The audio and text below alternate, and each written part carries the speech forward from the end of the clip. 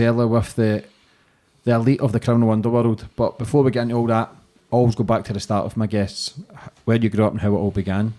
Yeah, well, it started in Liverpool. I was born in Fazackley Hospital, 1972. My dad was a Bayesian. My mum was from Croxteth. Very sort of conflictuous relationship from the off. Croxteth being one of the most racist parts of Liverpool at the time. And Irish and Scottish parents, my mum, and my dad being Bayesian, full Bayesian. I suppose the twang of his accent, the swagger of his body, his clothes, because he was like an old player into the transport game as a young man himself. He used to do a lot of the Sensimania importations for a while, you know. So my dad was in the world. My mum is one of many women, because I've got brothers. And I think there's about 15, 16 of us all together, brothers and sisters from all different mums all around Europe and the rest of the world. So my dad was pretty active out there, bit of a playboy. Earliest memories I had of Liverpool was Mount Pleasant School. And you know what, I want to put this out there because I've always wondered, because I've got one memory of the last fight I ever had. And as mad as it sounds, it's always bugged me, and I don't know why. I had a fight with a guy called Christopher Hatton in the bull ring it might have been 1975 or no, 1978 or 1979. It could have been, yeah. It was my last fight. I remember the fight. It was over a girl in the bull ring, and we had a fight in the bin sheds. A little ginger-haired kid he was, and I've always, I don't know why, it's always been in the back of my mind. I wonder how he is. I wonder how he's developed. I wonder how he turned out. And yeah, Chris Hatton, that was the first memory. We lived across the road from the new cathedral in Liverpool, so it was a bit of a building site growing up. So we was over there playing all the time, doing all the camps, getting chased by the tramps. Fishy was the resident sort of down and out of the area. That's what we used to call him, Fishy, big beard fella. He used to chase us off. We used to do bits and pieces like naughty kids do, making camps and stuff. And then the first bit of trauma, because I relate everything in my life, it's ironic. It's all connected. It's all connected to the trauma, right? So the first bit of trauma was the Christopher Hatton fight. I don't know why that's been such an impact in my life, but it has, and it always will be. And then getting run over. I got run over on Brownlow Hill. Well, no, not Brownlow Hill. I was round the corner on Pleasant Street. We used to go to a Sunday school. How old were you? Maybe 5 or 6. Yeah, because I was 7 when we come to London. So it might have been 4 or 5 even. Mm. And basically, we used to go Sunday school. And basically, I'd done so well that it was giving out all the Christmas presents to everyone, right? And I'd done so well that they'd saved my present till last. This is what I've found out later. So they'd holding my presents till last, but they'd give all the presents out. So I thought instantly, they haven't got a present for me. So obviously I got the I can't remember the mindset I had back then, but I knew I was angry because I rejected. Yeah, I run out of there crying, run across the road, boom, I got hit by a red, TR7s. Do you remember the TR7s, right? So I got hit up in the air, and I remember looking and I see the people at the top of the bus, and then I've hit the floor. I ended up going to All Day Hospital. I had my legs in track, my right leg, the same leg that's got fractured when I got shot. That got broken. I got it wasn't a pin, but it was like a traction weights on my leg to keep my leg separated. I was in there for a few months, and then we got out of there.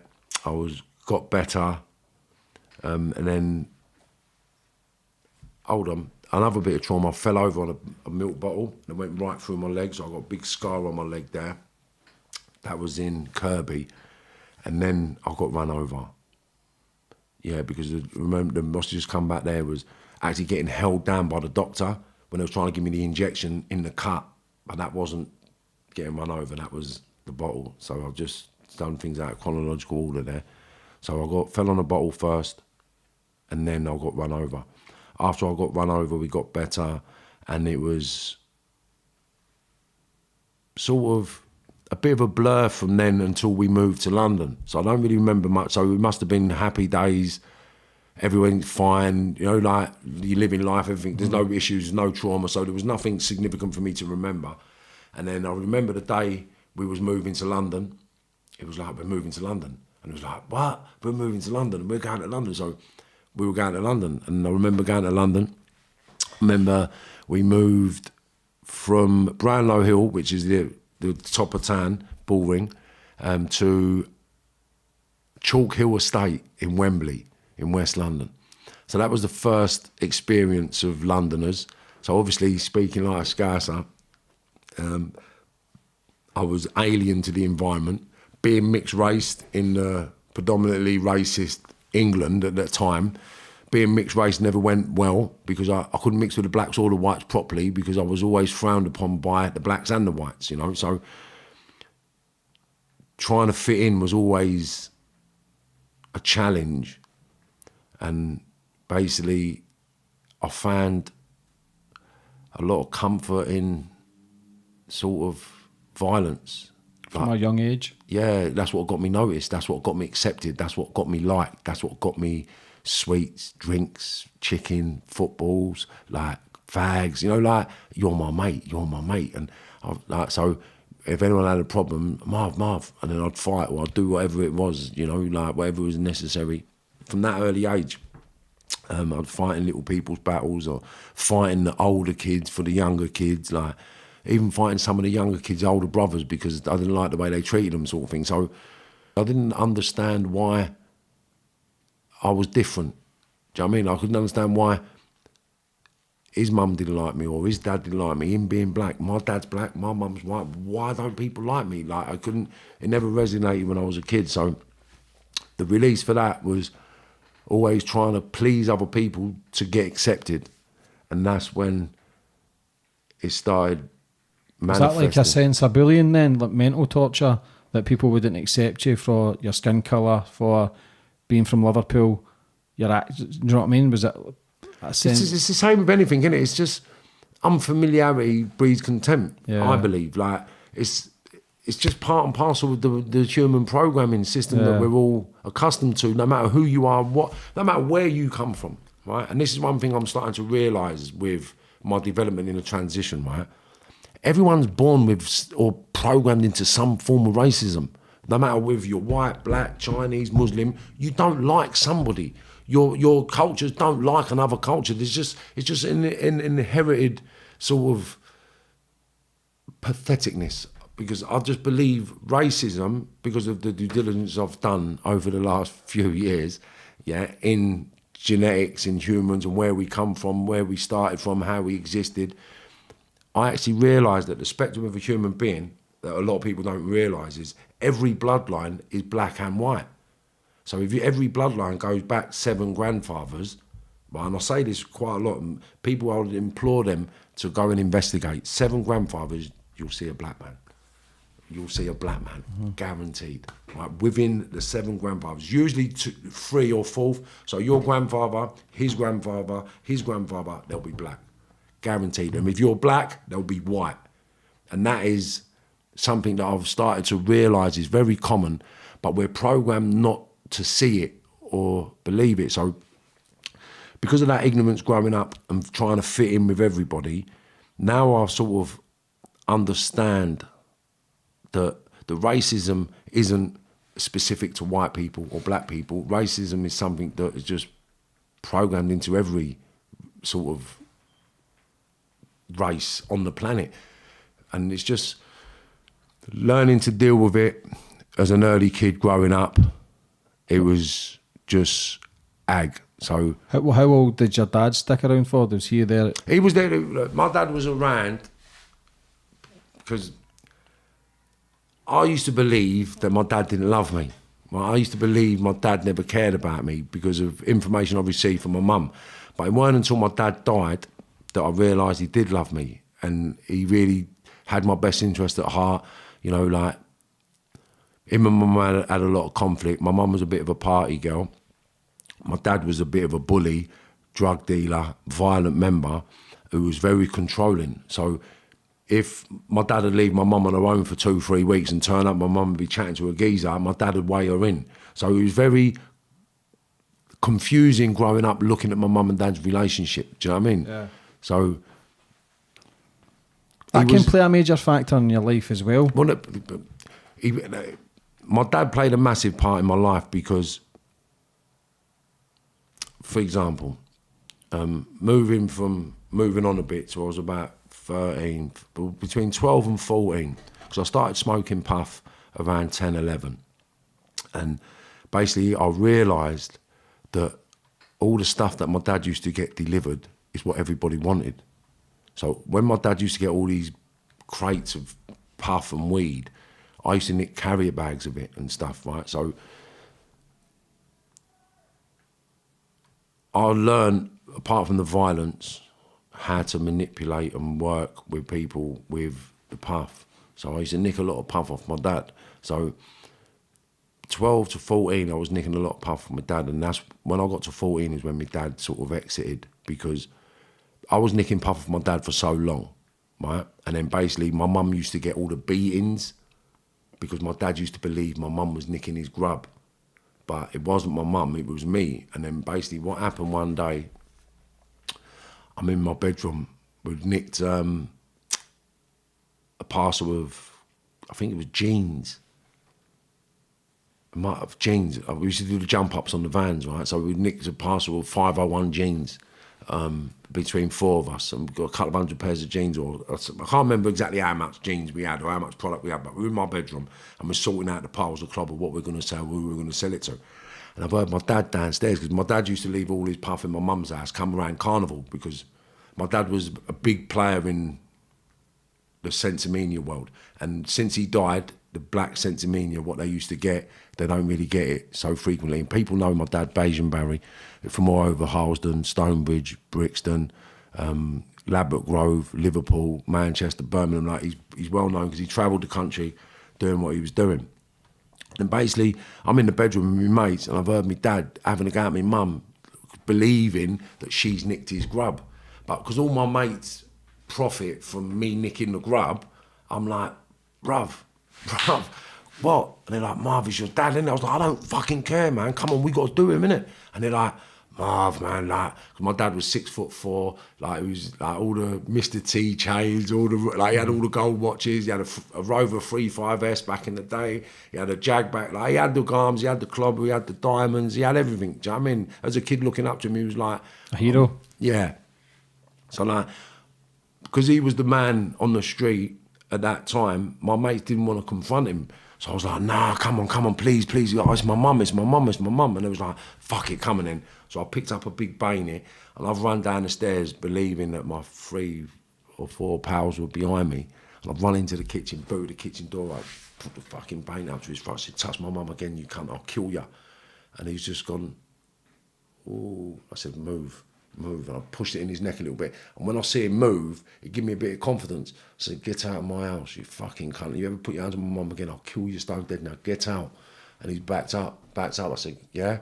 I said, don't fucking come back here leaving your gear here. And it ain't my mum that's been taking your gear. I've been taking your fucking gear for years, you mug. Now get out of my house. And he sort of backed up and left. So when he's left, I'm like, Mum, don't ever let him in the house again. This is going to happen, that's going to happen. And then I sort of went one step further with that. It was only a replica, but I had a replica 44. And my dad used to we used to work and do bits and pieces in Church Road over Stonebridge Way, Willesden. And they used to do gambling houses in the snooker club and stuff like that. And he was up there. So I thought, I've got to go and put it on him again, let him know he can't come back to my house. But I'm going to do it in front of his friends because I know how much he used to love How old were you? 14. Still only a young boy. Yeah, 14 I was. And I thought, fuck it. So I've got the thing, gone up my bow. I said, come and drive me over there. So when I walked in the downstairs bit, I put the gun down the back of my trousers, but I left it so when you looked up at me, you see it. Do you know what I mean? I left it so everyone could see when I walked in. If they looked who's that, they could see it. So when I walked in, and they were all sitting down playing cards, and I just walked in, I just went, shh. You ever fucking come down my house again, you fucking mug, I'll blow your head off. I'm telling you, don't ever go to my mum's house ever again. And then a couple of his mates, oh, Barry. So I've switched on them. I said, say another fucking word. And they all just sort of welled up a little bit, which fueled my ego a little bit, made me really lose my mind a little bit. That gave you a power trip. Yeah, to it really realise did. Yeah, that people are feared of me, but they'll respect me now. Yeah, and it was like, these are the biggest people in my world, like my dad, innit? Like, I love my dad. Like, I always loved my dad, but I always defended my mum. Do you understand? So I always secretly wanted to be my dad. When I go out with my dad, we'll turn up in places and he'd be the life and soul of the party. Like, everybody wanted to speak to my dad. He was the man. So that's what I wanted to be. So although we had conflict over that with my mum, I always had a relationship with him and always go and see him. He had other kids that I'd always go and see. My little brother, Kirk and Leomi, I'd go and spend time with them. So I never hated my dad personally. I hated my dad because of what I believed. What I believed my mum said about him. You know, and it weren't until the funeral that I realised the impact that, and I've got to say it because we had a funeral on Ferdinand Road in Kilburn, and it was roadblocked. Like, you couldn't get anybody in there. The church was Ramo. The people outside, it was Ramo. Like, there was 2,000-3,000 people there, and I was like, what the fuck? I had a right naughty speech to get up and cope my dad about leaving my family with things, and then old age pensioners. Old age pensioners coming up to me saying, oh, your dad, you was your dad's favourite. Your dad loves you. Your dad this, your dad that, your dad this. And I was like, wow. And it was just like, I had to look at my mum and said, how could you say my dad never loved me? And then obviously because I've had girlfriends and I've been in relationships, I haven't give some of my partners money for a reason. Do you understand? So then I started putting a correlation to why my dad would leave my mum without money. And it wasn't because my mum was an angel. Do you understand? So the programming I had growing up, which fueled 90% of my anger, was because of the way my dad treated my mum, and us included, right? But at the funeral, because of everyone come up to me, it made me realise that I'd wasted the opportunities to get to know my dad or speak to my dad, or even ask him what happened when we were kids growing up. Why did you treat my mum like this? I always just believed my mum, never questioned it. But whenever my mum come up, my dad would say, I don't want to talk about your mum. I don't want to talk about your mum. Do you understand? So she was battling with her own problems. Yeah. Yeah. And painting my dad out to be the bad guy when it was about when we were skint. Like, we'd only have money when my dad was about. Do you know what I mean? Like, my mum went to work and she tried her hardest, but looking after fucking 4 kids, 3 mixed race kids and 1 white kid in an environment that's just no blacks, no dogs and no Irish. Like, it's hard for a white woman, especially being from Liverpool. So I sort of empathise with what my mum had to go through, and I understand the programming that she had that led to the behaviour that I was accustomed to and I had to deal with, you know. But it always falls back to that programming aspect of society and how you're meant to believe and how you're meant to think and how you're meant to behave, right? So my mum was my best mate. She still is, but she done what she felt was appropriate for her to feed her kids. Yeah. Some people say... But that's life, yeah. And what your mum's went through is all she knew as well. Yeah. How she's been raised. Same as your dad, same as you. Same as your kids are a reflection of you. Do you know what I mean? And it's all they know. It's not that they're bad people. Do you know what I mean? It's yeah, that's why I'm glad my kids are in a good place, bro. No, it's true. Like I say, show me a man, show me his kids, show me a man, show me his home, right? So growing up, I don't blame anything or anybody for what I went through, because I made choices to become somebody. And what I wanted to become was the biggest, baddest, most frightening villain there was. Like, and my inspiration come from the Sweeney, Police 5, you know, all that sort of Yeah. project. Oh, that's going to be me. I'm going to do that. I'm going to do that. So from a very, very early age, I was programming myself not to become another version of my dad, because he never looked after us. We was always skinny. He looks good, but we're not good. So I'm not going to be like my dad. I'm going to be like them geezers who've got the big cars and the big, the proper gangsters that are shooting people. Like my dad, they're all gambling. They smoke weed. Like they're hanging about.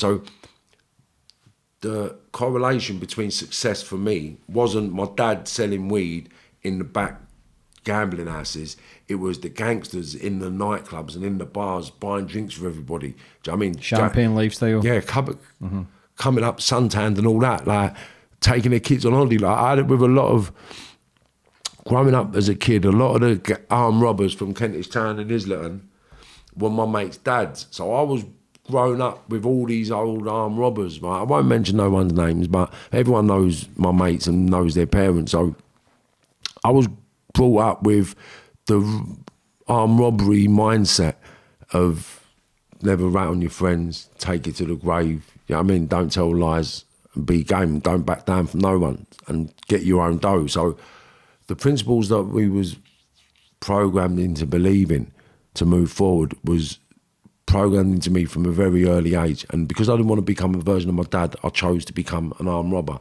So I chose to go up the ladder to become an armed robber. And it started from nicking car stereos. And I can talk about it. Right, so my car stereos days is what sort of connected me to other villains throughout later in life. And it was just sort of spawned a lot of criminal activities, because it's mad how things happen. So I'll tell you the story. I used to nick car stereos, and then basically from the car stereos, people wanted car parts, and then whole cars. So it became, there was a little group of us from Camden and Belsize Park, and we used to collate together, about 7 or 8 of us, all from different backgrounds. Some was white, some was Spanish, some was African, some was Jamaican, two others was mixed race, and the rest were white. And basically, we used to go out nicking car stereos. At that time, you used to get £100 per stereo, £150 for a Blackpunt New York, or Pioneer 9010 or 9086, something like that. And basically, we used to get money. And then basically, we used to, if you go out and nick 5-6 stereos, that's £500-600. 12, 13 years of age, it's a lot of money. And then how that used to grow was we used to play blackjack and then win car stereos. So from a very early age, we was becoming accustomed to having a lot of money. And then basically, one day someone said to me, can you get hubcaps?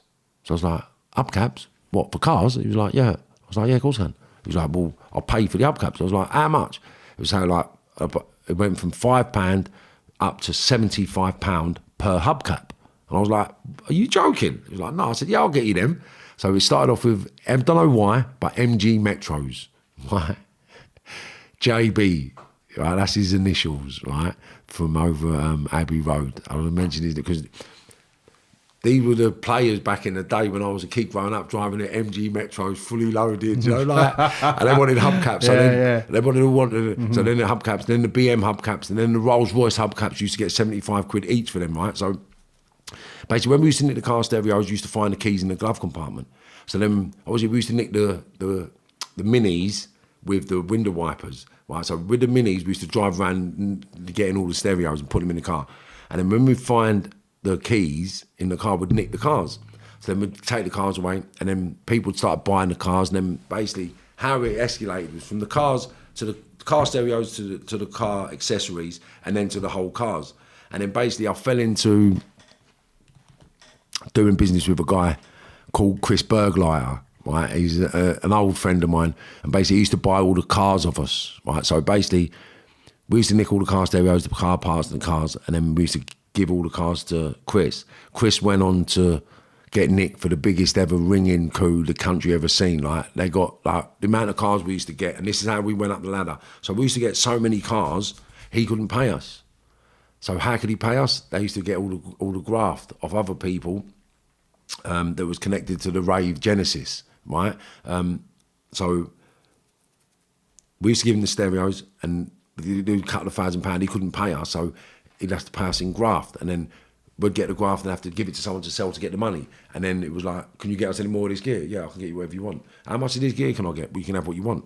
All right, well, I can get you what you want. Well, can you get me 5 key? I don't know, I'll ask. Can you get 5 key? Yeah. Well, put them two together. Just give me a drink when you get it. So then our little network of friends from a very early age was growing financially very well. And then a couple of the youngsters started travelling to Ibiza, doing bits and pieces, making other links with other people in Europe, and then they were getting other bits and pieces sent over.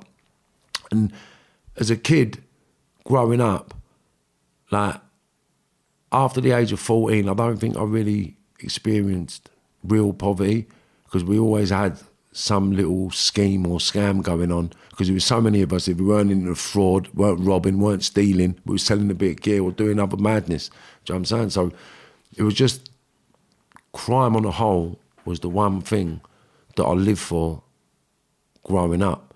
And anything to do with criminal financial gain is anything I was interested in. Anything to do with women and kids and all that sort of noncy sex stuff and all that, I weren't interested in. I never went down them sort of roads. I weren't a seedy guy. I weren't into the lap dancing gaffs. Although I frequented them occasionally, the girls couldn't. They kept away from me, man. If you were grafting in that though, the girls come to you anyway. Yeah, Do you know what I mean? Because I know they're coming to get paid. I weren't interested. Do you know what I'm saying? So I was good enough and handsome enough as a young man growing up to have the ability to pull myself a few salts whenever I went out. So I weren't short or shy of a bird when I was growing up. I weren't ever alone emotionally or affectionately. I always had a bird. Do you know what I mean? I always had a bird. Like, so I never had issues with that. When did you start getting into serious violence? Because you're known as... It's always been. You're very well known as being a violent man. It's just from a kid, from a very early kid. It's just the first violent memory I have of actually like stepping up. As I was in a school called Haverstock, and basically we're from Kentish Town, Queen's Crescent, Kentish Town, Camden Town, and then Somers Town.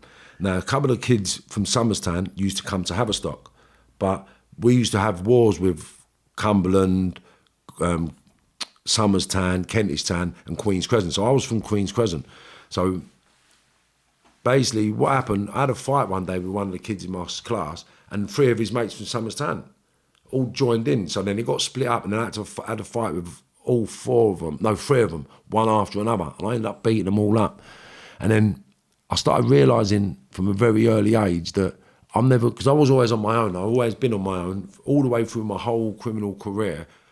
I associate with people to make money, but I've always been on my own. Everybody knows I've been on my own.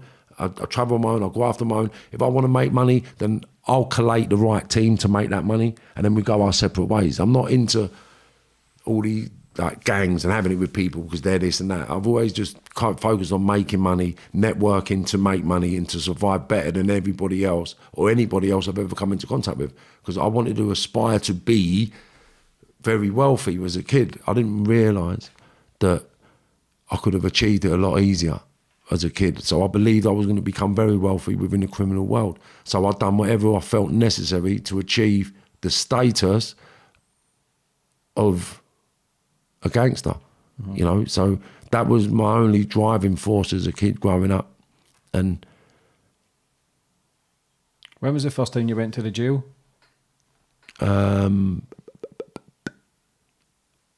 think I was 15. Yeah. 15, I got nicked. Basically what happened, I pulled some young bird one day, chatted her up, got hold of her, got off of her, had a little reef and a feel, because I never lost my virginity till I was 17. I lost it late because I weren't into sex. I was just into making money and making friends. So I met this girl, chatted her up, started flinging her, having a little flirt and little feel up, kiss up, and then basically I went to go my separate ways. And he said to me, I want to see you again. I was like, yeah, all right, whatever. So I'm going away for a couple of weeks. I said, yeah, all right, sweet, I'll see you when you get back. So she went to me, look, will you take this ring? So I said, for what? She said, because I know you'll have to see me then when I come back. So I was like, all right, yeah, sweet, not a problem. sweet, I'll take it. So I've took it. It was only a little peso ring. I've gone home, threw it in the wardrobe. Never thought nothing of it. Anyway, about, I don't know, a couple of weeks later, 3-4 weeks later, fucking, I'm lying in bed in Finchley Road with my mum's. Front doors come off, bedroom doors come open, police got like armed old people come in, like it's just gone nuts, right? And then it was kicked off in there. Then obviously because my mum was young, when the old people come in, they might have thought my mum was a girlfriend or something. One of the old people slapped my mum, and when they've slapped, I've just gone nuts. So I've gone nuts in the thing. So I've been nicked for something like 7 or 8. It's all here on these things. 7 or 8 assaults on the police officers, and the robbery, right? Because the girl, for some reason, went and told the police I've robbed her. Looking back with hindsight now, she must have gone home and mum said, "Where's your ring?" I got robbed. So I don't know why she said it, but that was it. I got nicked for the robbery and I ended up getting bird for the robbery. So that was my first introduction to prison. Assault on police officers and robbery. But How was that feeling going inside at a young age? If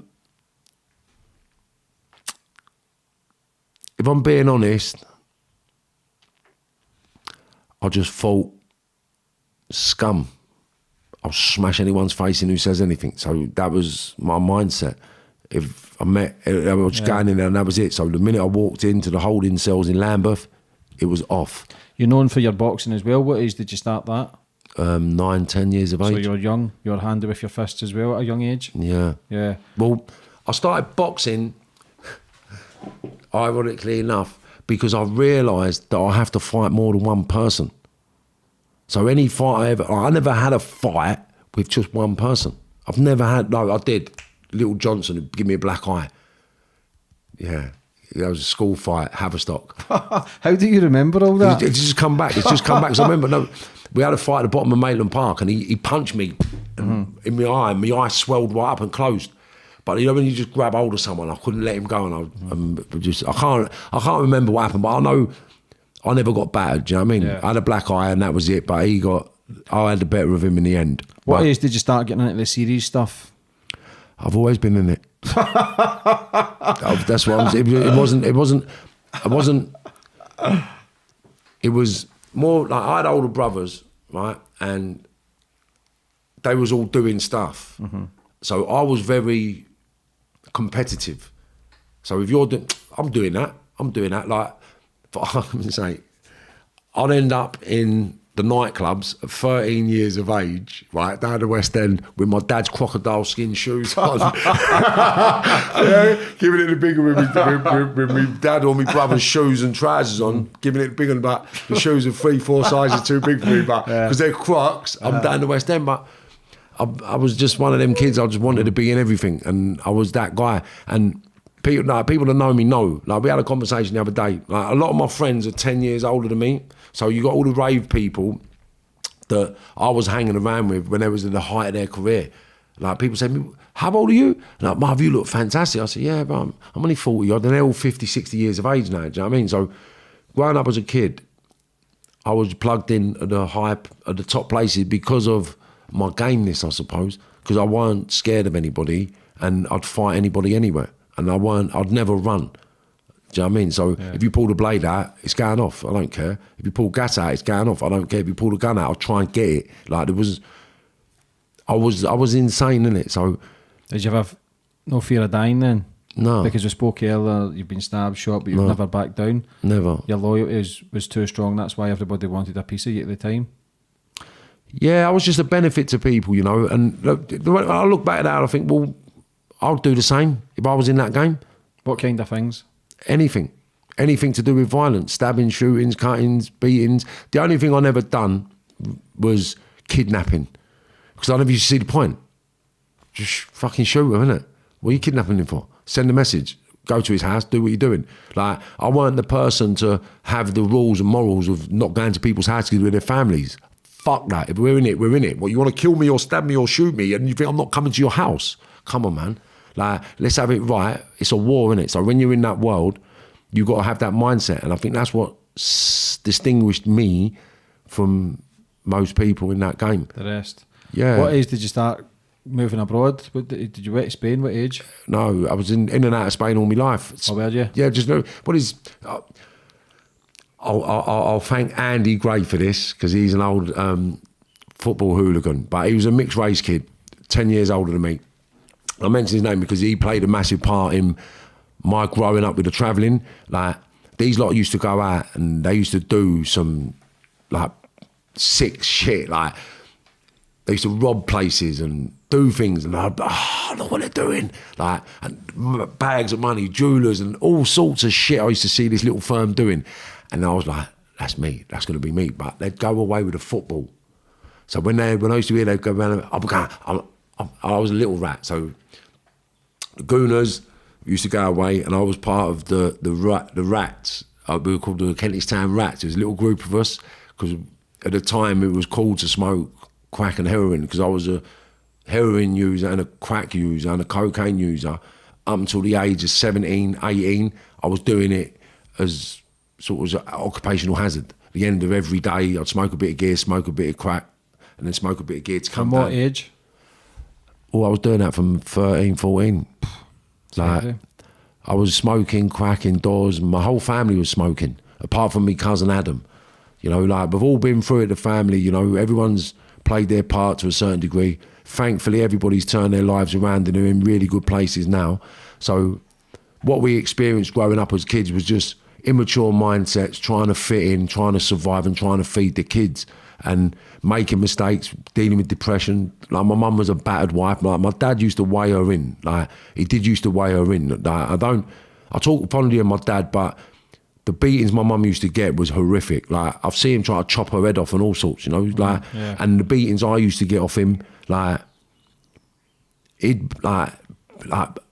beatings, like I don't know how he used to do it.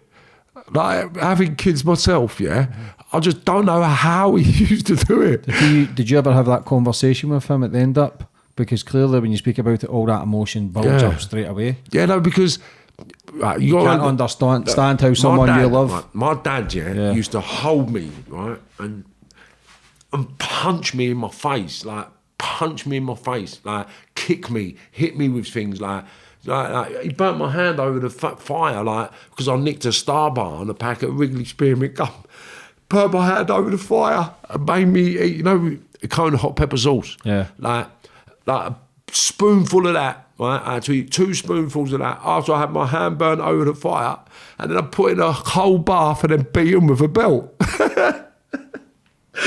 Just because I nicked a Star Bar and a fucking Wrigley Spearmint gum. Do you understand? So, growing up, and that was like 8, 9 years of age, this was the horrific treatment we used to be like subjected to as a kid, right? And this wasn't just me, it was my brothers and sisters, but I got it the worst because my dad wasn't the dad to all my brothers and sisters, so his frustrations for the other kids used to get taken out on me, and that's why I grew to hate him, because I used to feel like, argument's sake, and I've got to talk about it, my dad used to have a lock-up out the back of the house, and he used to get all his puff delivered there, right? Like, and I'm talking half a ton of puff, right? And one day my brother blew the shed up with petrol, like blew it up, right? And I'm buzzing because you're getting battered, because I'm fed up of getting battered. So I was buzzing, you're getting battered, watch when you get it now. But when my dad come home, my dad called my brother and said, right, what do you think I should do with you? My brother collapsed to the floor and said, beat me. My dad told him to go to his bedroom. I was like, what the fuck? Who are you talking to? Well, I would have got fucking battered, mate. Why are you beating him? Shut up. Fuck off. Shut. Because you fucking cunt, you wanker. Like, because I couldn't understand why they're not getting beaten. Why am I always getting beaten? Then I'd get the beating because of getting cheeky to my dad. So the exposure to violence was extreme from an early age, you know, and it wasn't like rarely, it was weekly. Like, if my dad used to call me sometimes, if I hear my dad call me, I'd piss myself. Do you know what I mean? Like, it was deep, but I thanked him in the end, because without that, I couldn't have dealt with what I've had to go through, you know, because I did. I thanked him before he died. I said, you know what, Dad, I've got to thank you for all the beatings you give me because of what I've been through. You know what I mean? I couldn't have got through that if I never had what I'd wound up. You wouldn't be the person, you wouldn't have survived all the pain and more trauma you've been through your whole life. But that makes sense to why you were so violent as well then towards people. That's why you were so ruthless. Violence was normal. Yeah. Like, and the levels of violence, the only thing that can't be justified was murder, right? So anything but that, I'd do it. I didn't give a fuck. Like, I've been nicked for loads of murders and I've been accused of loads of murders and I've done and been involved with people that have been connected to lots of things. But me personally, I've never murdered anybody. Now, I've stabbed people and it's been alleged that I've shot loads of people, but I've never personally killed another human being. Do you understand that? The reputation I have on the road, a lot of people don't understand it. But the people that have put it out there for a reason. So everybody says I kill people, but what happens? I'll tell you what happens. Right? You've got a problem. I'll turn up at your house and I'll weigh you in and I'll beat you to an inch of your life. And then I'll ask you, what do you want to do about it? What do you want to do about it? And I'll keep coming back. And I'll keep serving you until you tell me, look, I don't want no more problems. I don't want problems. That's it. End of the problem. See you later. And if you want to have it with me, come and see me. Because, yeah, here's a gun. Show me. Do what you're doing. Do you understand? Like, further than when we talk, there's another story where that happened with a little firm from Manchester. They try to take me away and I'll give them the tool to kill me. Like, do what you're doing, mate. Right, so the world that I lived in was a world that I accepted, and the rules that I played by, I found that not a lot of people played by the rules correctly. Yeah. So the choices I made in that mindset that I had was pure insanity. Like, I know how insane I used to be because reflecting back now, I actually asked myself, how the fuck could you believe that was right? How? Like, what's the matter with you? Like, it's madness. It's not like if, but, or maybe. Do you know what I mean? Like, how can you think it's okay to stab somebody, yeah, 12 or 15 times for chatting to your bird? How's it okay to shoot somebody because they don't pay you no money? Do you know what I mean? How's it okay to boot someone's door off and weigh them in front of their family because they've let you down? Like, do you understand? Like, it's just what we accept as normal behaviour is barbaric insanity. But again, that's a wee bit of self-harming as well, isn't it? Where you're no scared to die, whether you cut me, punch me, give me it. You're willing to accept it because you've had beatings your whole fucking life. Yeah, that's it. Listen, a beating, like nothing. Like people that know me know I'm not doing it or saying things to look special. Or it's just I don't know how I've got that gift. But looking back retrospectively now, I know why I don't feel pain. I know why I'm not scared, because the trauma, the programming I had from 6, 7, 8, 9 years of age has got my brain ready for trauma. So nothing was affecting me like trauma because it wasn't trauma, because I'd been so traumatized as a kid, it was normalized as an adolescent and then as a teenager and then as a man.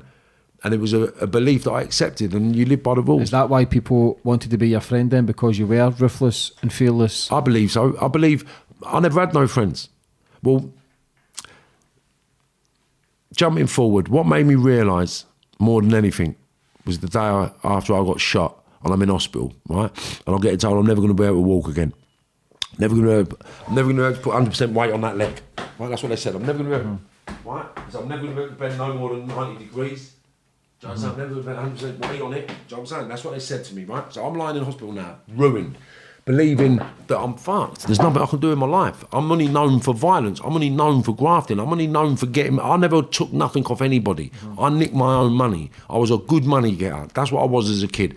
And I went out and I got my money. I never got laid on gear.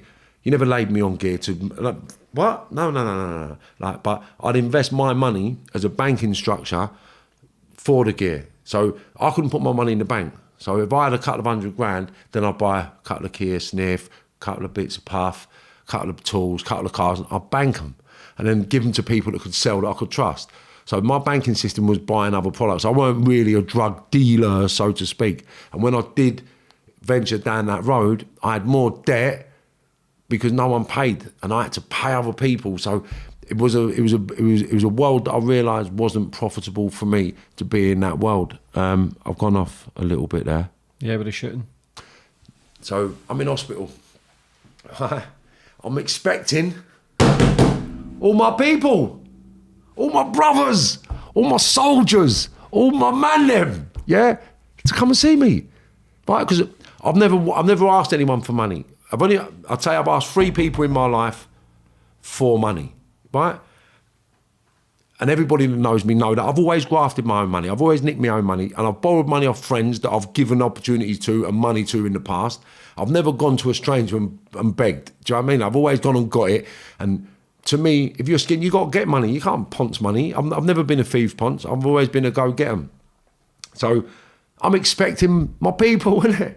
How many people have I looked after? I've looked after fucking thousands. I've stopped people getting ironed out. I've stopped people getting served up. I've stopped people getting out of prison. I've put money on. You've got no money. I'll go and rob a van to give you money because you're my pal. That's the kind of villain I was. Do you know what I mean? I'll be like, what? You got no money? Yeah, come with me. Oh, Marv, I don't want to do that. Are you joking? Why? Oh, Marv, I'm scared. This is. I don't know what. All right, wait here. I'll be back in a couple of hours. And I'll go and nick money, come back and say, how much does he need? There you go. Don't fucking tell anybody. I'll give you that though, right? Do you understand? So I was very integral in what I've done because I've done everything so everybody could grow. Do you understand? And then when I was lying in that hospital, man, and no one come to see me, it broke my heart. It broke my heart. And that was the day I sort of said, fuck them, because I don't need none of them. Do you know what I mean? And then that's when the pennies started dropping over my convalescence of what my relationships were with all these people. You were getting used? I was being used, yeah. And I'd been groomed. I allowed myself to be groomed. And then I groomed my cousins. I groomed my youngsters. Do you understand? Yeah. But I never groomed them in a way so I could benefit. I groomed them in a way so they could benefit through illegal activities. Yeah. But all the way, it was grooming. Yeah. I was grooming them to do the easy jobs the best way and benefit themselves. I was profiting a little bit, but they were growing faster than me. Mm-hmm. Do you understand? So I never looked at me giving them help as me being a drug dealer. That was just me getting them in front and putting them on the mat. So you were shot 5 times? Yeah. You must count your blessings, brother, that you're here. Do you know what? You got to go through the photos, right? Yeah, you send me them and we'll throw the photos up. Yeah. So what's the story behind this? The show was a build-up of hating and jealousy from my perspective, right? So I can only assume this because there's no real facts, but the evidence that presented itself after made me realise certain things, and you don't need to be a rocket scientist to work it out. So after leading the life of criminal sort of engagement, moving up the ladder from nicking car stereos, going through to car parts, cars, houses, burglaries, robberies. I got nicked for a security van, got nicked for a couple of shootings. I was under investigation for 19 shootings, 19 murders, 4 shootings, and basically I went away for that. The case fell apart down to the old bill trying to fit us up. Basically, I'll talk about that because when we got nicked, the evidence was that we was a pristine hit team at killing people for London underworld or the English underworld, right? And we would take care of anyone's problems and do things in bits and pieces. And then basically the police forensic examiner said that the firearm that we used was pristine, brand spanking new, never been used, and we was elite. We were so forensically aware they weren't able to get anything off this gun, they weren't able to do this, they weren't able to do that. And then basically when we went to trial, the gun that they brought in as evidence was about 50 years old, 40 years old. And because of that legality, we got the not guilty. And then basically my co-defendant took a plea bargain prior to this discovery on getting no more than 4 years. No, they said you're going to get no more than 5 years if you take a plea bargain.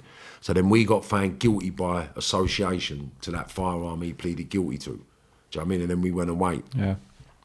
So he goes away, and then it all come out. There was a lot of skullduggery going on, a lot of lying, cheating, bit of informing. You know, people got killed over meaningless acts. Absolutely, someone's bird cheated. Do you know what I mean? And then it just escalated into lie after lie after lie. Numerous people getting stabbed and shot, people getting killed. One of my good friends got ironed out. Then police got involved. Police was mentioned. It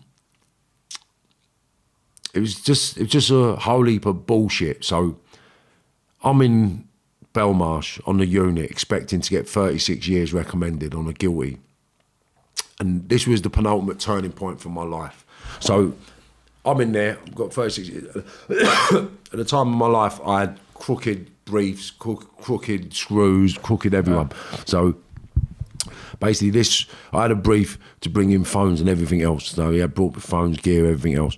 So I got a phone, so I'm speaking to my people who are connected to the older lot. Right, so I won't mention no names, but they're connected to the older lot. So what I've said to the older lot through my mate is, look, we're going to do 36 years here.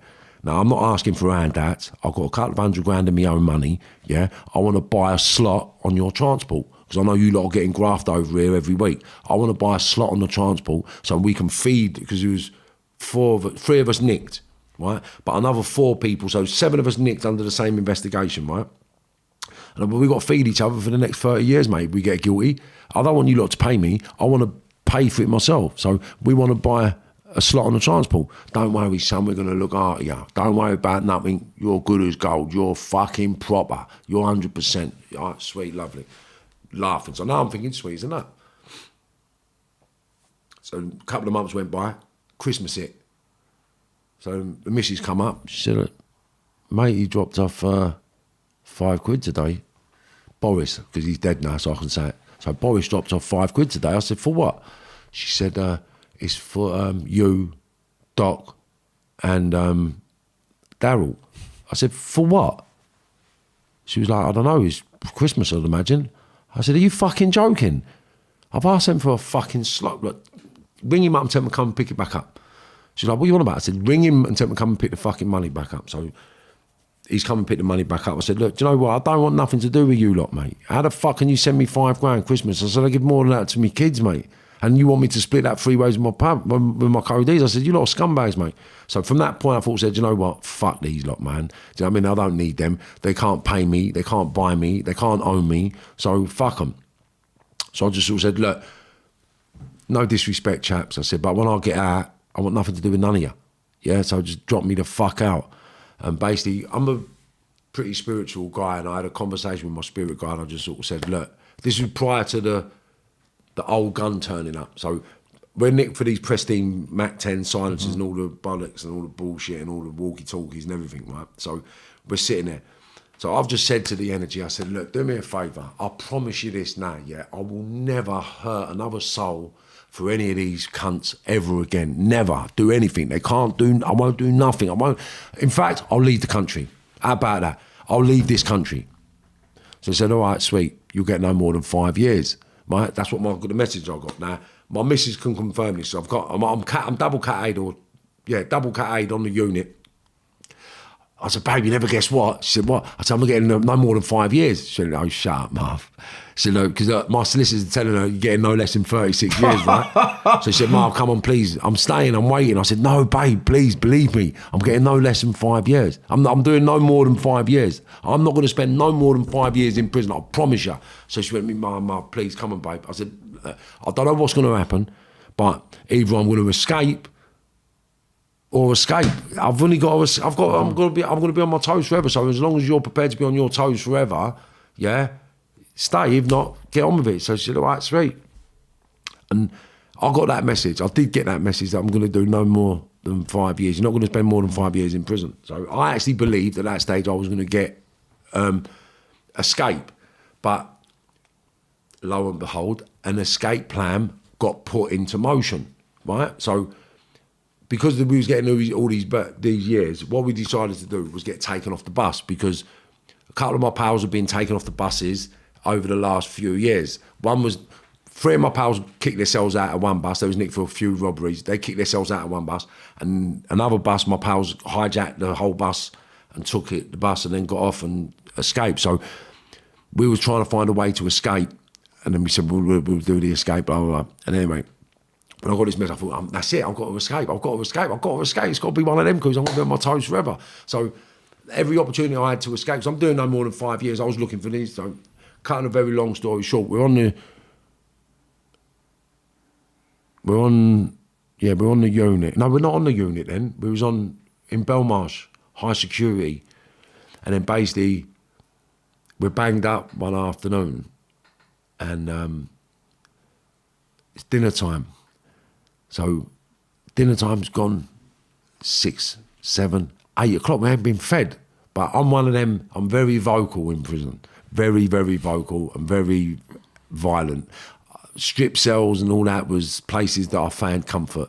So I mean, the people doing my head on the wing, I'm going to serve this cunt up in a minute. 3 days in the strip cell to get my head together. So my escape from the prison reality was the strip cells and fighting with the screws down the block. So I was very argumentative in prison. So now we ain't getting fed, I'm on my door. Governor, what the fuck? So Herbert, we've got to check all right, whatever. All of a sudden, the nonces are getting fed before us, right? So now, I'm not happy, right? Because that was like blatant disrespect. So I'm like, nah, fuck this, that's a libby. What the fuck? Watch when we come out. So we come out. So I've gone straight up to the SO and the PO. So how the fuck can you treat me worse than a fucking nonce? He said, go and get your dinner. I said, who are you talking to, you cheeky looking cunt? With that, he's tried to headbutt me. But as he's tried to headbutt me, I've just uppercutted him, hooked him and headbutted him back, smashed him in the teeth, headbutted the other screw, headbutted him again, threw him on the floor. I've run across the hallway, like I've run across the wing to the stairs where the screw's coming down the stairs. And I've volleyed him up the stairs, dragged him. My other two codees have done the other two screws. So now we've done all the screws on the wing. A fucking inmate jumped over the hot plate and pressed the panic button. What? I'm telling you. No way. And Belmarsh as well? Belmarsh. I'm telling you, 2002, I take a wicked oath, house block 4, right? An inmate on the servery. We done all the screws. We done the screws, mate, right? And the inmate jumped over the hot plate and pressed the fucking panic button. Anyway, lo and behold, the screws have come, bent us all up. So now it's on. Right, it's on. I'm not being big-headed, but it's on and it's violent and it's fighting. So it doesn't matter. You're a screw, it's on. As soon as my hands are free, it's off. As soon as my door's open, it's off. As soon as you're serving me food, it's off. So it's just off. After 2 days, the screws will come to my cell in the block and said, Herbert, what's the problem? I said, I want to exercise my fucking codees, mate. What's the matter with you, you fucking slags? Let me out of my fucking cell, my codees, yeah? And I said, Herbert, look, the governor wants to speak to you, but we want to get you out of your cell. Are you going to be okay? I said, what do you want to speak to me about? He said, no, what he wants to speak to you and your two co-defendants together. Are you going to be okay? I said, yeah, as long as I'm with my co-Ds, I don't give a fuck. So he said, come in him. So they've got us out and they've took us into the adjudication room. And the governor said to me, how would you feel about going to Pentonville? So I was like, no, let me rewind that, right? Because in the morning, what's happened? When it's kicked off, I've headbutted the floor and I've split my head open because I've just shown them they can't hurt me. So when they're bending my arms, trying to hurt my arms, you can't fucking hurt me, you mugger, you stupid. Look, smash, I fucking cunt. Break it, you stupid cunt. Because that was the mindset I had. So when I was in prison, and people that know me that have done bird with me, they confirm all this. I'm not making it up, it just happened, right? It's just how it was. So it's kicking off. So then the next morning, that's it. The next morning I've come to go on the phone. That's it. So I'm coming off exercise, I've got my phone call. So I'm on a 10-man unlock, which means you're not allowed out of your cell. They're not allowed to open your door without 10 screws in riot gear, an SO and a PO, right? So I'm on a 10-man unlock. So they've opened me up to use the phone. So I've come out, I'm on the phone. And as I'm on the phone, the governor's come to do his rounds, right? So I'm on the phone, and I've said to the governor, I said, sweetheart, do me a favour. I said, see them lot, yeah? Tell them lot I want them to fucking shoot every 5'6" bald-headed mug that walks out of this fucking jail. Otherwise, they never talk to me ever again when I get out. Do you get me? Tell them I don't give a fuck. Every bald 5'6" geezer that comes out of this jail, I want him fucking shot, you fucking mug. Slammed the phone down, I banged up, right? The next morning, they've called me down, Herbert, the governor wants to speak to you with you co-defendants, calm, chill out. I said, yeah. So I've gone in the office. Walked in the office, in the adjudicating room. And so the governor just said to me straight away, how do you feel about going Pentonville? He tried to ship you out? I was like, Pentonville? Sweet as a nut. Why? Because Pentonville's on the plot. It's my manor. That's where all my pals are, right? So I said, yeah, I'll go Pentonville. What's the script? He said, well, you're all going to get split up. So you're going to go Pentonville, he's going to go hide down, and he's going to go thing. So I was like, are you all right with that? It was like, yeah, because I was happy going to Pentonville because I can get what I want in Pentonville. So I said, yeah, sweet, not a problem. Little did I know, the coup, the bastard done it. It was an absolute proper move. So they've got me to Pentonville, but because I'm a Cat A, they can't house me on the wing or they can't exercise me. I can't be out of my cell because it's not facilitated for a Cat A. Because I was a Cat A, I wasn't allowed out of my cell. So I was on 24-hour banger until they went through red tape. Fucking slags, mate. Did you not even think of that at the start? No, I thought, yeah, I'll get into the bill. Anyway, so a week's gone by, and I'm thinking, these fucking slags. Now, I've paid for a parcel to come in. I've got drink, I've got puff, I've got snack, I've got everything in a parcel waiting to come to me, but no one's allowed on my spur but the security. So the crooked screws couldn't get on my spur. They couldn't come on to my cell. No one was allowed to my cell apart from the security. So what's happened? I've kicked off with the security one day. I said, fucking get the security down here. I want to speak to him. I said, listen, I'm not having this. This is fucking bollocks. 24-hour bang up. This is illegal. You know it's illegal. All I'm asking you to do, yeah, is let me have a phone call, please. Oh, let me speak to my family, please. All right, Herbert, we'll let you out to use the phone, right? We'll let you out to use the phone, but please, right? Don't create any problems. I was like, all right, sweet, Gov, you're blind. Absolute blind. I said, look, I'm going to take a liberty, Gov, yeah? Is there any chance I can get a shower? They said, no, we can't let you have a shower, but you got to have just the phone and that's it. So you never had a shower in fucking I weeks? wasn't allowed nothing. I wasn't allowed out of my cell. I wasn't allowed out of the cell, I promise you. So then, but I'm on the phone now, right? Lo and behold, they've opened up for exercise, right? So they've opened up for exercise. So I'm like, everyone's coming out and saying, Marv, is that you? And I'm like, yeah, what's happening? They said, Herbert on the phone. I said, all right, sweet. So I can't even chat to you lot, man. I was going to take it off the phone. I'll speak to you in a bit. So now I'm on the phone now. So I'm thinking, hold on. All I've got to do is run out in the yard. If I get out in the yard, I'm sweet as a nut. Fuck it. So, yeah, all right, sweetheart, yeah, lovely. All right, I'll speak to you soon, baby. All right, bye. As I put the phone down, I'll just, like, the screws in a semicircle around me on the phone. So I'll just run through them and run onto the yard. As I've run onto the yard, people was talking about me being a hitman anyway. They were saying, oh, he's the hitman for this team, he's a hitman for this family, he's a hitman for that family. Well, it was a load of bollocks. I wasn't a hitman for anybody. We just done things for our friends that just needed to be done at the time. So basically, when I've gone on the yard now, I've gone on the yard now, I've said, well, I ain't going in. But unbeknown to myself, right, they'd planned a sit-in on this day, right? So I've gone out there and all the inmates were planning on a sit-in anyway. So we're all on the yard now. So I'm walking around saying, look, don't go in. No, we're not. We're having a sit-in. We've planned it. So now people are throwing food out and all bits and pieces out. Cutting a very long story short, though. The kid that set up the sit-out, right, after about 7 hours, he's gone up to the gate and asked if he can come back in. When he's asked to come back in, the kids on the yard have heard him ask to go back in, and they've weighed him in. They've pulled him away from the gate, they've weighed him in, punctured his lungs, really, like, fucked this kid up. I don't know what happened, he got rushed off, but he was in critical condition. And then, I think it was about 11:30, 12 o'clock at night. They've come with about 750 officers from all around the country, like come. But what happened is,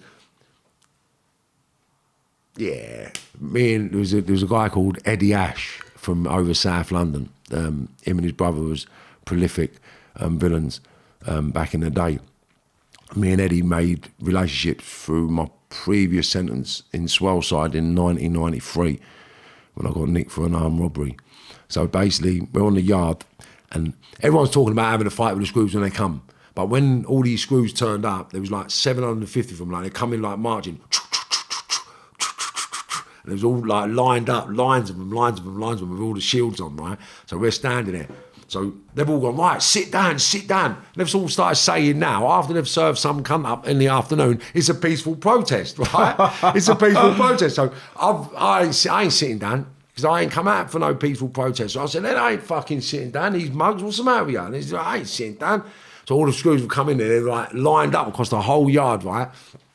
So I said, I can't remember if it was a roll up or a joint, right? But we're standing there smoking. So I said, do you want a bit of this, Ed? He said, yeah. And then we heard, Herbert, is that you? I said, who's that?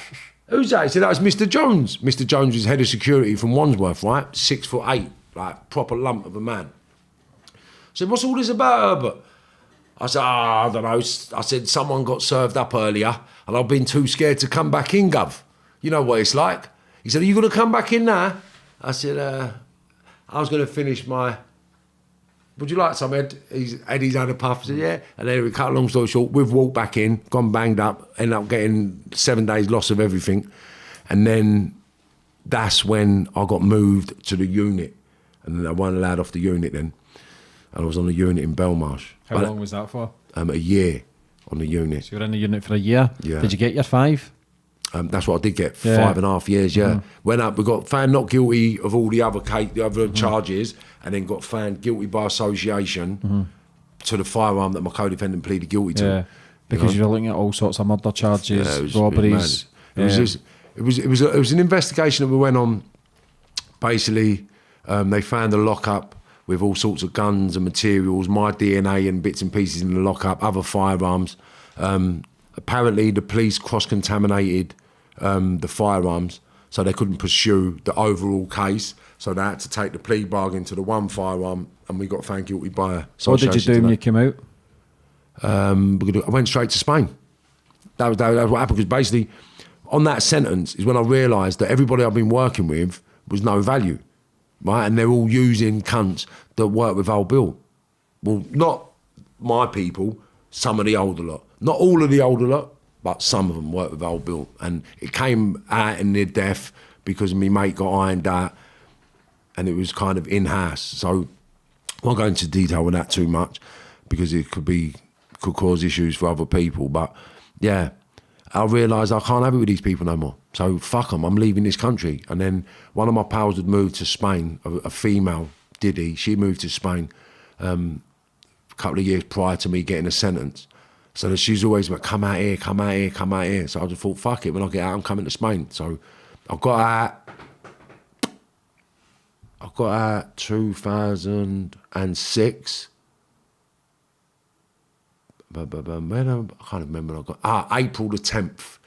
April the 17th, we had dinner at the Jamie Oliver restaurant for my girlfriend's birthday. And then basically I had to see me licence out for 6 months. After 6 months, I was fucked off to Spain, and that was it. I went over to Spain with the intentions to just become a multi-millionaire. Like, I know I was just going to go full steam ahead? Full steam ahead, yeah. That was the only plan. Like, do what I've been doing in England, but in Spain. And that's what I've done, yeah. What kind of stuff were you doing over there? Everything. Well, you didn't have to rob anything over there. It was kind of weird because the drugs is there, the violence is there, and the debts are there. But you choose what you want to do. So I got involved in a bit of the drugs for a little while, but then I realised very quick that there's a lot of dirty snakes in that game, right? So I'll give you one example. A friend of mine come to me one day and said, Marv, do me a favour. My pal's doing a trade today, but he's a bit scared. Would you mind watching him for me? I was like, yeah, sweet, not a problem. He said, would you go with him? I said, yeah, not a problem. Little did I know that the geezer that has asked me to go on the job has set the job up to get robbed. Imagine that. And he's supposed to be my friend. Do you know what I mean? So I'm sitting there, I'm watching this play go down. I've gone to these other people that are buying the product. I said, do you know what, mate? I ain't being funny. I said, but something funny's going on here. If I was you, I'd get out of here, you know, get your pal out of there. This ain't right, mate. They're not my people. My pal who I'm here for is who he works with. These are not my people, you know.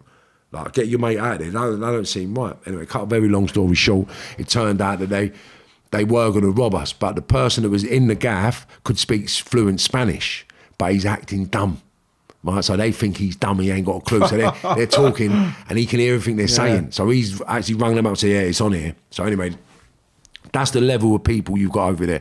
Also, the other people that I've done favours for and they put me in a position where I could have been killed. You know, like someone's asked me to do him a favour, to get him a product in a certain area. And how it works in Europe is if I do business with you, me and you are buying a couple of 100 bits or half a ton, right? And the trade's going on, then you will send someone to sit with my people and I will send someone to sit with your people. So if anything goes wrong, you've all got a body to take it out on, right? So no one takes liberties, the deal gets done proper. So someone's asked me to do them a favour and I've done them a favour, right?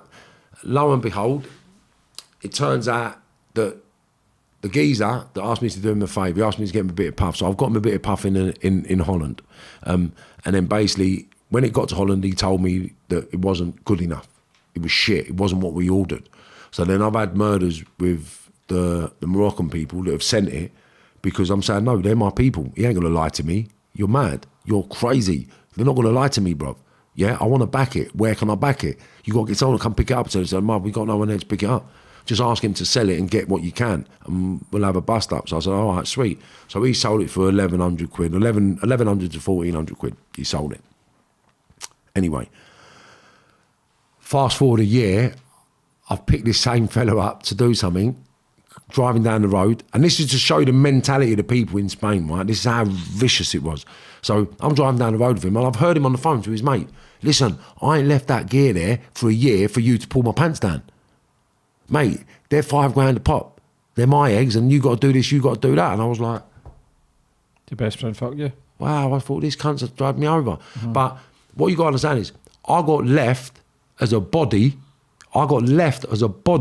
to get ironed out if he pulled a stroke. The stroke get pulled and yet you could have got took out? I could have got taken out. Why didn't you get took out? Because they believed me. So they actually punished their person who delivered it. That's what I'm saying to you. They punished him, and I know he got punished. He got punished. So I know he got punished. Somebody else got fucking weighed in. Yeah, he got served and because they thought you were telling the truth, and he was the one that was lying. Yeah, and he got fucked up and kicked out of Spain. And it was your best friend took the parcel. He wasn't my best friend. He was just it was an associate that I linked with when I was there that I thought had my back. Anyway, so basically when I've heard that conversation, I've just drove back to the Moroccan fella. And I've walked in there, I said, how we doing, my friend? I won't mention no names, but I've given him a cuddle. I said, remember that bit of gear I had off you last year? He went, yeah. I said, this fat cunt's going to pay you for it. He's like, what are you talking about? What are you talking about? I said, what do you mean, what am I talking about, you fat cunt? If you forgot who got you them eggs. You forgot who got you them eggs, you fucking tramp. Yeah? Now you're paying him, or I'm going to kill you. It's up to you, so you can do what you want to do. But I'm telling you now, if he ain't happy, I'm going to kill you. You fucking fat cunt. I could have been killed for you a year ago, and you're trying to talk like you fucking horrible cunt. And then basically that got sorted out, he sorted that out, and then the same fella had someone over for a couple of ton of puff, right? So someone from England's rung me up, said, Marv, yeah, someone's had me over, someone's done this, this is the stamp on it. I said, you ain't gonna believe this. He said, what? I said, I'm only sitting with them. He said, shut up. I said, I'm fucking telling you, get over. So they've come over to Spain. So I've said to the same fella, see that bit of work you got? You offered me for cheap. He went, yeah. I said, yeah, yours is it? It's his. What are you talking about? I said, yeah, mate, talk to him. I said, well, mate, what are you doing with my gear? He's like, But then he ended up getting nicked, because they made him bring it back to England then. They said, right, now for your punishment, take it back to England. So they've loaded up a car, done a few bits, put it in the slaughter, and they've all got nicked on the way back to England. Do you know what I mean? So the karma come back and hit him. So I learned very early in Spain, that was within the first 6-7 months of me getting over there. Like, if you've got an exit for any product, then you're in. So I had exits for things, but the people I was working with were no value. So I realised very quick that there's slags over there and you get killed over there. It ain't like England where you go on a meet, People want to talk about sorting it out. No. In Europe, you get ironed out for but pulling you've got strokes. the Russians, the Irish, the Moroccans, even the Spanish fuck about. They don't fuck about. No, mate. They play by the rules, right? And that's how serious it was. So then I started thinking, well, what am I going to do over here? And then one of my mates just said to me, Marv, do you know what you'd be better off doing? Collecting debts. I was like, what do you mean? He said, the debts. He said, do you know how much money he's fucking owed out here? He said, people are owing. He said, and you'll collect it, mate. So then basically, I fell into collecting debts, doing bits and pieces. The one story I can tell you about was the Russians and the Bulgarians. They were Russian, but it was a Russian and Bulgarian mix. I don't know how it happened, but it was.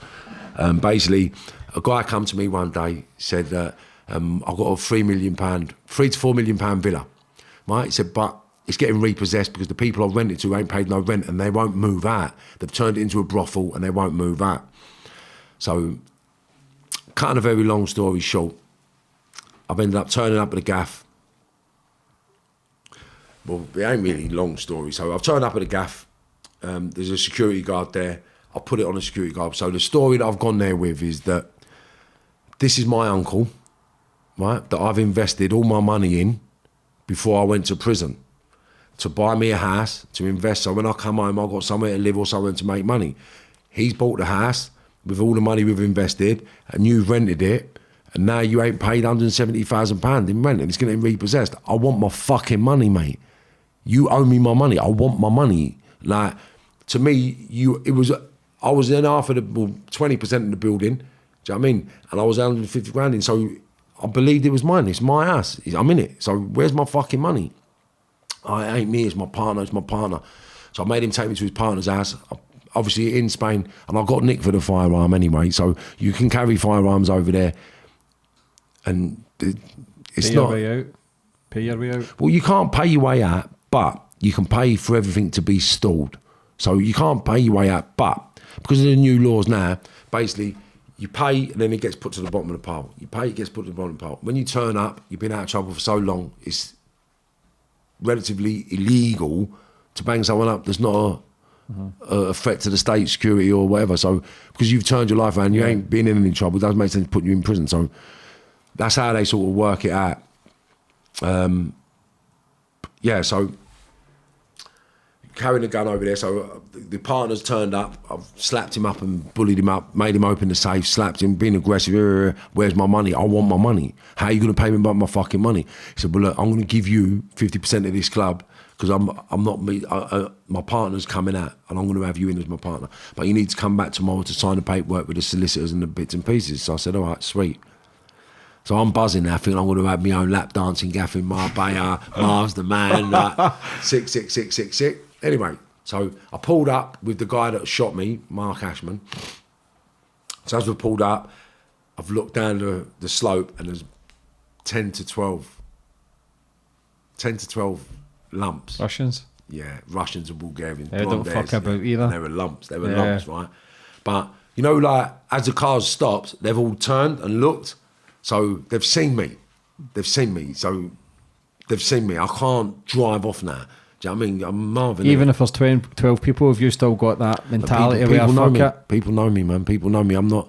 It's just, it has to get done, innit? It has to get done. I've done what had to be done. Are you willing to take a beating? Yeah. Or potentially killed? Yeah, it's just...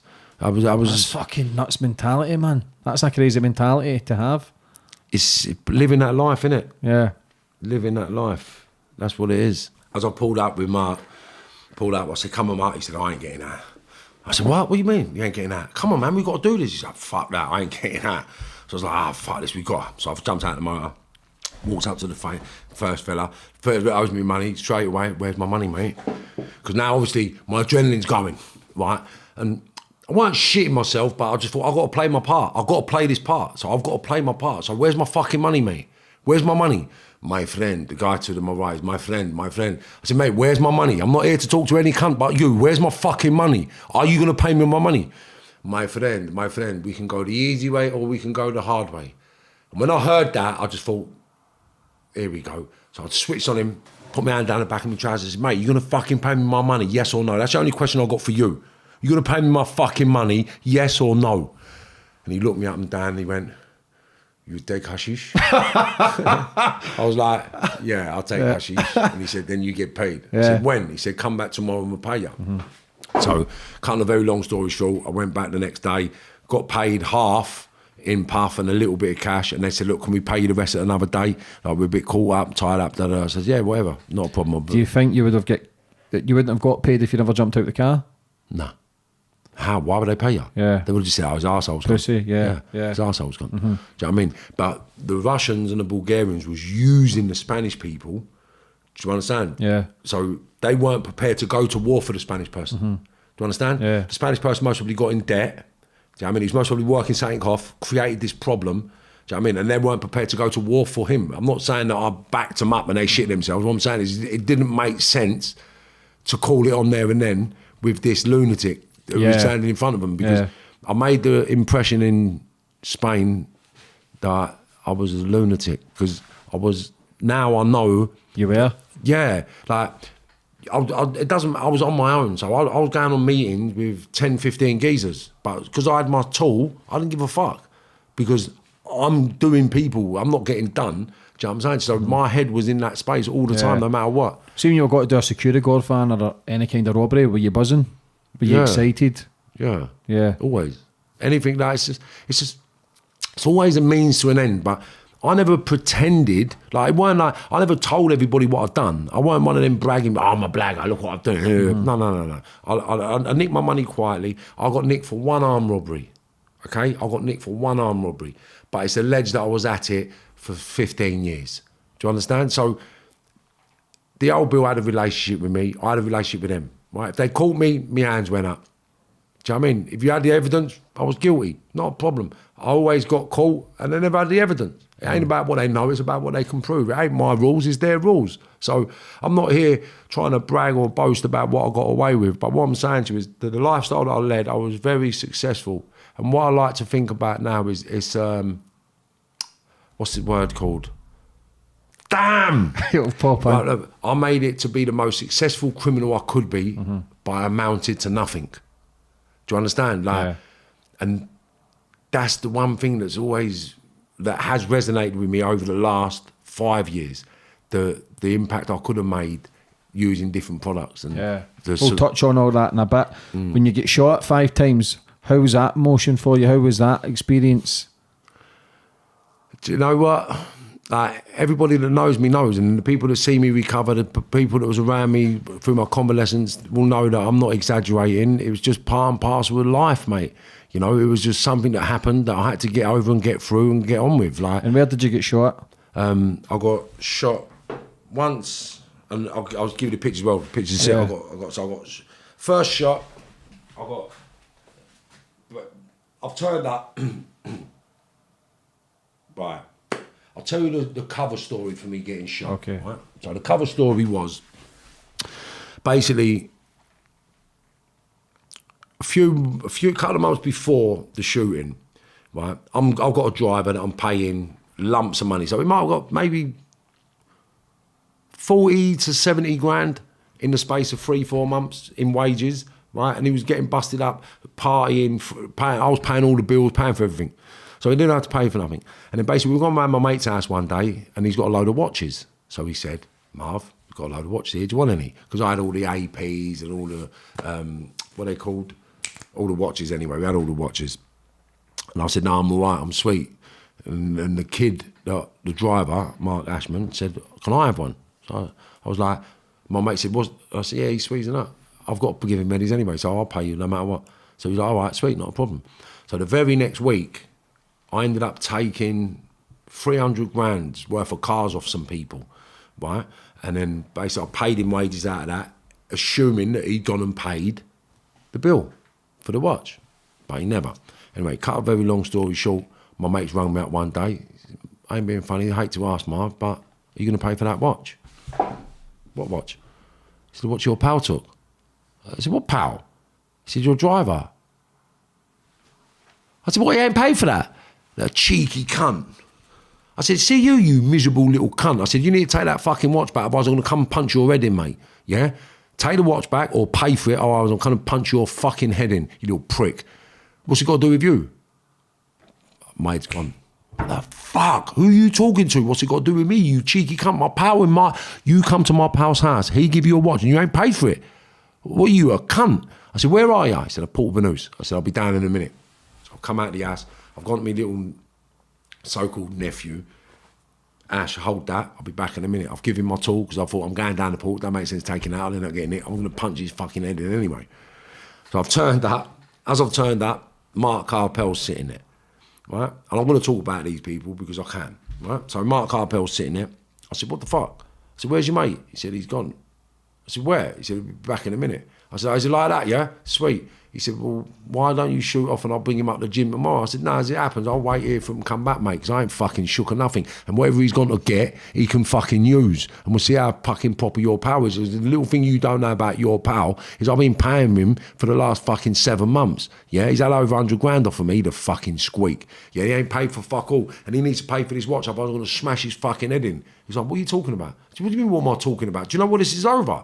So he said, no. So I've explained to him what was over and he went at me, oh, do you know what, mate? Do yourself a favour, go home and I'll bring him up to the gym tomorrow. I said, nah, bollocks. I don't give a fuck what he's going to get, mate. I'm going to wait here until he comes back and he can use what he's going to get. Simple. Obviously, I never believed he'd shoot me. I believed he'd have a knife, a bat. I didn't think he'd have a gun, right? So we're sitting there talking. I've seen him walking towards us. He was outside Solly's diner in Port Banús. So I've seen him, I've jumped up. I said, come on, cunt, let's walk up here, out of the way of all the public, right? So he's gone. So I said, what's that? I said, I've seen the gun. I said, yeah. I said, well, do what you come and fucking do, you mug. What? Because in my head, I'm thinking, right, just get close enough to grab it and you've done him. Do you know what I mean? I never believed he'd shoot me. And he shot me in the leg. Straight away, I've hit the deck because he just shattered into, when I show you the x-rays, he just shattered into 200 pieces, just gone, bang. So I've hit the deck straight away. And I thought, you cheeky cunt. I said, you better get on with your job, mate. Get on with your job. And then he's walked over and he's gone, bang. Next one's hit me in the arm. I've hit the deck. And he's gone, bang. He's gone down my willy, shot my right testicle out. And I thought, well, this cunt's going to kill me. Don't say another word. Don't say another word. And then he's walked towards me and just walked over, put the one down, one went in my forehead there. And then I've gone to the floor, I thought, this cunt trying to kill me. And as I've opened my eye, he went, bang. And the last one, look. Fucking hell, man. Yeah. Come straight out, went straight in there, boy. And that's what a lot of people don't realise that's not real. Do you know what I mean? Hell. Yeah. So he shot me straight in the eyeball. And when you see the x-rays, you'll see the x-rays. Because they don't know what prevented that from going into my brain. Because it just, when you see the x-rays in a minute, you'll see, what will I do with that? So even though the bullets shattered your knee, shattered your arm, that one didn't go right through and fucking... No, I never done nothing. And my femoral artery got punctured in 3 places. Right? Punctured in 3 places. And I'll show you the scars. You can see it all because I've got the photos and the x-rays. And I never bled. I never passed out. I rung my own ambulance. Do you understand? Like, and I was fully awake every step of the way. Like, it wasn't I never felt pain until they tried to move me. And when they tried to move me, that's when it really hurt. And this was in the middle of Port Banús? Port Banús, yeah. Outside Court and Glaze, outside Solly's diner, you know. But I really did think he was going to kill me. And you know, I just thought, this cunt, he can't kill me, this fat fucking puff. Because in my head, he had his nipple pierced, he had his belly bump pierced, he had his tongue pierced. And that's what, you fat fucking puff can't fucking kill me. My daughter's only 2 weeks old. My missus was in Court in Glaze getting a new buggy because the baby was too small for the buggy we got. So we had to get a smaller buggy for the... So she's in there getting a buggy. I'm outside lying on the floor. So I'm trying to ring her to let her know I've been shot. And then it just went pear-shaped after that because in Spain, when shootings happen, you don't get treated as a victim. You get treated as a perpetrator. So not only did I get nicked and arrested, my whole family and all my friends, my kids, everybody got nicked. My cousins, the house got raided, everyone got nicked. You know what I'm saying? So I'm there thinking, what the fuck? And then I've sort of gone to the hospital and then they're saying, are you okay? You okay? And I just said, please, just save my leg. I don't care how much it costs, just save my leg. Because when I'm looking at my leg, it just looked fucked. Because where he shot me and the bone shattered, I've collapsed. So the leg just... All the pressure went on top of it. When you see the break, you'll understand what I'm talking about. So it was just like mad, it was in a mad shape on the floor. So all I said to him when I got me to the hospital, please just save my leg. So basically I went through about 8 hours worth of surgery, and then they done all they could do. And I woke up in the morning, they said, you're going to be all right, it's going to be sweet and that. And then basically, after speaking to all the specialists and the budget and things like that, they said, what do you want to do? I said, what are the alternatives? They said, you're never, ever going to walk on this leg ever again, Mr. Herbert. Now, there's a couple of things we can do. We can put something in there to strengthen the bone and give you a little bit more support, but there's too much fracture and you're never going to walk again. I hadn't seen the fracture or the x-rays up until this point. So I'm not getting it. I can wiggle my toes. I'm getting told, don't worry, you're going to be walking in 2.5 years. The same voice that told me I was going to do no more than 5 years told me I'm going to be walking 2.5 years. So, sweet, I'm in the hospital. 3 weeks later, I haven't been a shit. So I said to the nurse, come here. So I said, I've got a problem. She went, what? I said, I ain't been a shit. El no caca. I had to speak Spanish to her, but I said, look, I ain't been a shit for 3 weeks. She was like, oh, don't worry about it, it's normal. I was like, right, when you get shot, it's normal not to shit. She said, no, don't be stupid, it's the morphine. Wow. I said, how long am I going to be on morphine for? 1 año, 2 años, 1 or 2 years. I was like, what? I'm going to be a fucking smackhead. That can't happen. Do you have a colostomy bag or anything? No. I said, I'm going to be a smackhead. I can't take this. And then basically, that night, before I went to sleep, my spirit come to me again and said, look, I'll make a deal with you. If you stop taking morphine, yeah, and people might think I'm mad when I say this sort of stuff, but it happened. He said to me, look, if you stop taking morphine, yeah, and you go through every bit of pain you're supposed to go through, I promise you I'll have you walking in 2.5 years. But you got to go through this for 2.5 years. And I was like, sweet, I'll do that. He said, all right, you'll be walking. So then basically that happened. They come down and said, we're going to put a plate in there. Put a plate in there, it will cost 70 grand.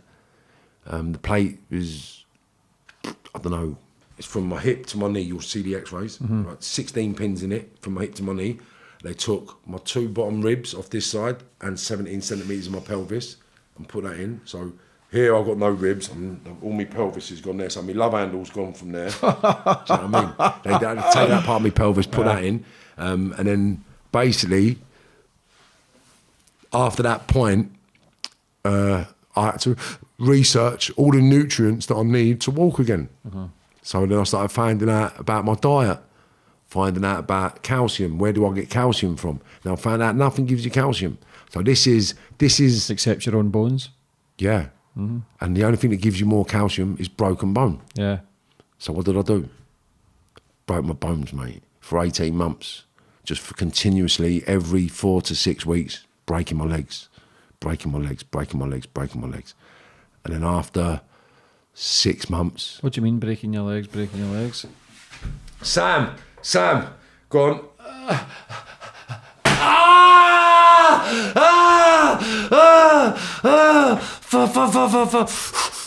So you used to break your own fucking legs? I had to, because right, this when I found out you don't get no goodness. I got on the alkaline diet. I stopped eating red meat, dairy, sugar. Only drank green tea and lemons.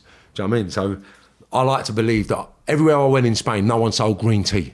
No one sold green tea, and everyone used to laugh at me. Green tea. Now green tea's rife everywhere, but green tea takes infections out of your blood, right? So that's why I started drinking green tea. And then I found out that alkaline creates enzyme in your body which kills cancer-building properties. So anything that kills cancer is going to be good for my system. So I thought, right, eat everything alkaline. Stay away from dairy. Stay away from meat. Stay away from sugar. So I started drinking agave syrup. I use agave syrup, beetroot, celery, cucumber, spinach. So you went plant-based as well? Well, I'm plant-based. Yeah. I've been here ever since, right? So breaking my leg. And then basically I got in the swimming pool's outside my house. I had a rubber ring, rubber arms, and then I'd walk in the swimming pool and let a little bit of air out every day. After 7-8 months, I could walk a little bit on crutches. And then I started getting down the boxing gym. Do you know what I mean? With all the youngsters, and then the olders, and then the older lot, and then the pro boxers. And then I was chief sparring partner, and I'm proud to say, to young Joe Selkirk, which was the most talented boxer that never made it. out of Liverpool, and he was phenomenal, absolutely awesome. And you were sparring with him, even though with the fractured knee, the one eye, mate, fucking hip. Yep, him. I sparred Stevens, Callum Smith, Liam Smith. He's a great fighter, Callum. Yeah, I've sparred them all. I've sparred them all, and had some fantastic spars with all of them, to the point where Stephen Smith wrote a testimonial saying he's never seen anybody push his brothers as hard as I pushed them in the ring. That's what Stephen said in the testimonial to me. And considering that I've got one eye and half a leg. This is true, man, yeah. What happened to the guy who shot you? He handed himself in. To get a sentence? He handed himself in with a prepared statement, said I was a hitman from London. And basically, I turned up to shoot him, and he took the gun off me and shot me 5 times accidentally. He got sentenced in Spain and then got repatriated and then finished his bird off here. But I've... See that? Can I ask you something? See all the damage you've done? Do you feel as if that's a piece of karma as well? It's retribution. Do you think so? Yeah, trial and retribution for everything I've ever been with. Watch this, right? And this is how simple it is. I got shot in exactly the same places I've been under investigation for other shootings. My eldest son has a birthmark everywhere I've been shot. No way. Yeah, Dane. He's got a birthmark everywhere I got. And he brought that up to me. He said, Dad, do you know what I've just realised? I said, what? He said, I've got a birthmark everywhere you got shot, you know. I said, shut up. He said, I have. And he's got a birthmark on his willy, on his leg, on his eye, and his arm. Do you know what I mean? Isn't life a powerful thing? And that's the power of your mind as well, the brain. When you focus yourself on something, no matter if it was doing a bank job, selling gear, getting money back, or changing your life for your knee, your eye, whatever, you've fought through it and it's capable of change, which we'll touch on in a bit. But you're also made world news, world headlines for the Dale Cragen thing. Yeah. The cop killer who killed the 2 coppers. You were apparently harbouring them, keeping them away and giving them money. And yeah, but that was another manipulation by the police, you know. Basically, what happened, Dale Cragen was associated, and this is what I like about police intelligence, right? Because, here it is. So the police intelligence suggests that Dale Cragen, Lee Kelly and Jermaine Ward each had connections with Dave Campbell, right? Now, why that is in there was because Dave Campbell pulled my pants down for 1.6 million quid. He pulled my pants down. Like, I'd done so much work with him and give him all my money to look after. And then one day I wanted him, asked for money. He said, you ain't got no money with me. I was like, what about this? What about that? What about this? And he was like, no. And then other people that were close to him, I rang him up. I said, remember that day I got that money? Who's with that money? He said, yours. I said, well, your partner's trying to tell me now that it's his. He was like, no, it ain't. So basically, me and Dave had a problem. We had a falling out. Dave had his legs broken and got absolutely obliterated, and then got pressured into pulling up my money. He put a contract out on me, and it says here, the police have been able to confirm that Osman warnings, threats to life, were given to Marvin Herbert on the 6th of the 10th, 2010, the 8th of the 10th, 2010, the 24th of the 12th, 2010, the 18th of the 7th, 2nd, 2011, the 12th of the 4th, 2011, the 4th of the 1st, 2012, and the 30th of the 1st, 2012. So these was all information that the police have got that my life was going to be in danger or people planning to kill me. So this Dave Campbell tried to pay Lee Kelly £150,000 to kill me over this problem that we had over this money. And basically, what the case with Dale Cragen was, basically, Dale Cragen sent Jermaine Ward to visit or to contact me. Jermaine Ward was someone that used to hang about with Lee Kelly. And Lee Kelly, me and Lee used to do a lot of business with Dave Campbell before me and Dave fell out. And basically, I took my cousin to do something with me in Manchester one day, and he took Jermaine to my family's house in Liverpool, right? So basically, one day, I'm sitting in my cousin's house in Liverpool, and one of the boys has rung my cousin up and said, there's a geezer at my door looking for Marvin. It's unheard of. Liverpool's my safe haven. That's where my family are. No one knows where my people are in Liverpool that we have ag with. So I've gone to my cousin, this is the problem. That's got to be Dave and them lot. They've found out where I am. I've got to go and iron him out, right? So I've turned up to iron out whoever's at this door thinking they're there to kill me, right? Jermaine's there. Jermaine, I said, what the fuck? He was like, oh, Marv, Dale needs to speak to you. I said, where is he? He said, he's out of the way at the minute. He needs to speak to you. We've had a bit of a problem. I said, about what? He said, but so a couple of people have been shot. This is happening, that's happening. He needs to speak to you. I was like, mate, you know what?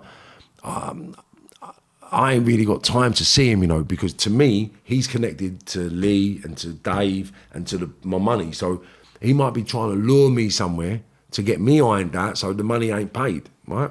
So I said, look, the young kid that looked after me when I got shot, Sam Wilby, yeah, he got nicked with me as well on this. He'd invited me to, his brother was leaving this country. He'd joined the services, the army, and he was leaving this country going on tour. So they was doing a leaving party for him in Herne Bay. So I got invited to this Herne Bay reunion on the 18th of the month. I can't remember which month specifically it was. So what I said to Jermaine was, if he wants to see me, yeah, tell him to come to Herne Bay on this date and meet me here at this time and I'll see him. Not a problem. Not thinking he'd turn up. I didn't think he'd turn up. So, boom. I've turned up to Herne Bay doing what I'm doing, walked out onto the road, and I've seen Jermaine and Dale. I said, what's happening? What's happening? He's like, yeah, sweet. I said, what the fuck do you want to see me for? He said, Marv, listen, I need help. I said, doing what? He said, I need to get out of the country. I said, I'm not really in all that stuff no more, you know. He was like, what do you mean? I said, well, me and Dave don't really have anything to do with each other no more. Why don't you go and speak to Dave? He said, nah, what it is, I've hand grenaded someone. I was like, what the fuck? I said, why are you coming to see me for? I said, you know that's terrorism, innit? He was like, what are you on about? I said, bruv, we can't get nicked. We can't even get seen together. Come. So I've took them to my mate's house where I had a key for, and I've gone in. I said, mate, you can't, you better go and hand yourself in. I said, you're fucked. Well, you threw a hand grenade on someone. He said, yeah. I said, mate, you're fucked. You're fucked. Trust me. I said, you're never coming out. You do know that, don't you? He was like, what? I said, mate, I can't get involved in this. I've got other things going on. I can't get involved. Cut a long story short, he's with Jermaine. I like Jermaine because Jermaine was Lee's friend. So what I sort of said to them, like, look, Jermaine, let Jermaine go. Let him hand himself in. So I've said to Jermaine, go and hand yourself in and tell the police that these lot threatened you and you had to do what they told you. They put a gun to you. They were going to threaten you. They threatened your family. Just go and hand yourself in. But Jermaine couldn't do that. So he went and handed himself in. He handed himself in, but he wouldn't tell the police that they threatened him. So he got 35 years recommended, the fucking idiot. Do you know what I mean? And they'd bullied him into driving. Like, do you know what I mean? Anyway, and then basically he went off and shot the 2 police officers. And then what he'd done, when he went off and left me, I left and took Jermaine. And then I give Jermaine the money to get in on a train and go and hand himself in. He went and handed himself in. Now, Dale and them lot left. Now, what happened later, and this is what the police intelligence confirmed, Dale Cregan, look, a man called Tony Barnett, who owns a business in Herne Bay, is in debt to many different people. It's widely known that some of those people are from up north. One of those males who did the shooting and the name Cregan had been mentioned. Cregan is owed money by Tony Barrett, who lived in Herne Bay. So that was why he was in Herne Bay. He wasn't in Herne Bay to see me. So what he'd done, he turned up to see this fella and remembered where my mate lived, and he knocked on the door to see if he could get hold of me. But he nicked my mate's dad's phone, right? He's nicked my mate's dad's phone, right? My mate's dad didn't even realise, right? Where's my phone? I thought he lost it. Dale Cregan, yeah, only went and handed himself in the fucking police station with that phone. Right, so I believe he handed himself in the police station with that phone because I never helped him get out of the country. Do you know what I mean? And that phone connected to my mate's dad. My mate's dad got nicked, never broken the law at all in his life, never been nicked with a parking ticket. He got nicked, his son got nicked, another straight goer, never been nicked before. Fucking conspiracy. Yeah, for 4 murders. Yeah. Do you know what I mean? And then they're banged up in strange ways. I'm in Spain. I've heard about them getting nicked. I was like, what the fuck? Next thing you know, boom, my door's come through in Spain. I'm nicked. I'm coming out of the gym, they nicked me. 4 murders. Do you know what I mean? I was like, what the fuck? And then it all come, and then all the intelligence set me free, you know, because again, Peter Fury and Aaron Coughlin was sitting down as a mediator for Dave Campbell on the meeting, and the intelligence suggests that we come to a formal agreement, because basically what happened, on the meeting, I said, look, if you don't want to pay me the 1.6 million quid, I'll take, because he's trying to say, I don't owe you this, I don't owe you that, this happened, that. So it was a load of bollocks, a load of lies. So I said, I'll tell you what I'll do then, right? Just to keep it simple, I'll take 10%. Right? So I said, Peter, I'll accept 10%. Right? So I don't want 1.5 million quid, I'll accept 150 grand. How about that? And I'll walk away. Right? And everyone was happy. So we all shook hands and we left. Right? And that was how that meeting got left. The police that laid me down when I went on that meeting followed me all the way home, followed Peter Fury all the way home, followed Aaron Coglan all the way home, right? And then that intelligence came out in my trial. So what we're saying is that Dave, who was wired up, talking about all this stuff, is trying to get me to implicate myself in other crimes and stuff like that. And the intelligence that come out in the Cregan case was that me and Dave,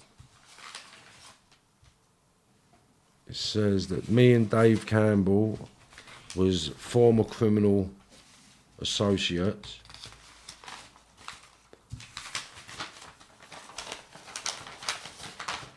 Right, so this was, police intelligence confirms that Marvin Herbert and David Campbell are former criminal associates, and they was involved in a dispute in the later part of 2011 which resulted in financial debt.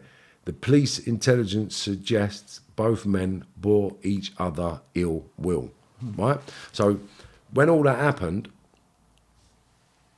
I've demanded all this to be released in court on my trial, because they're trying to say that Dale Cregan, who's Dave Campbell's youngster, was using me as an exit to the country. And I'm saying it don't make sense. At that time, right, MGM had started. So I was an integral part to MGM. Right, I had done everything. Oh, do you know what?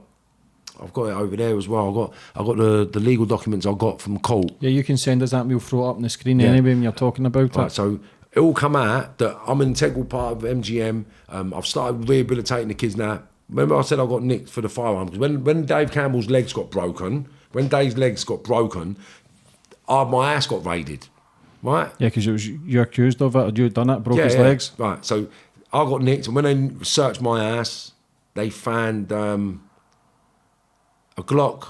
They found a Glock, all the sprays, koshes, like every weapon you need in that world, like knuckle dusters, blades, all that. They found a bag of tools in the house. So when I got nicked for the firearm in the house. What was the moral of that?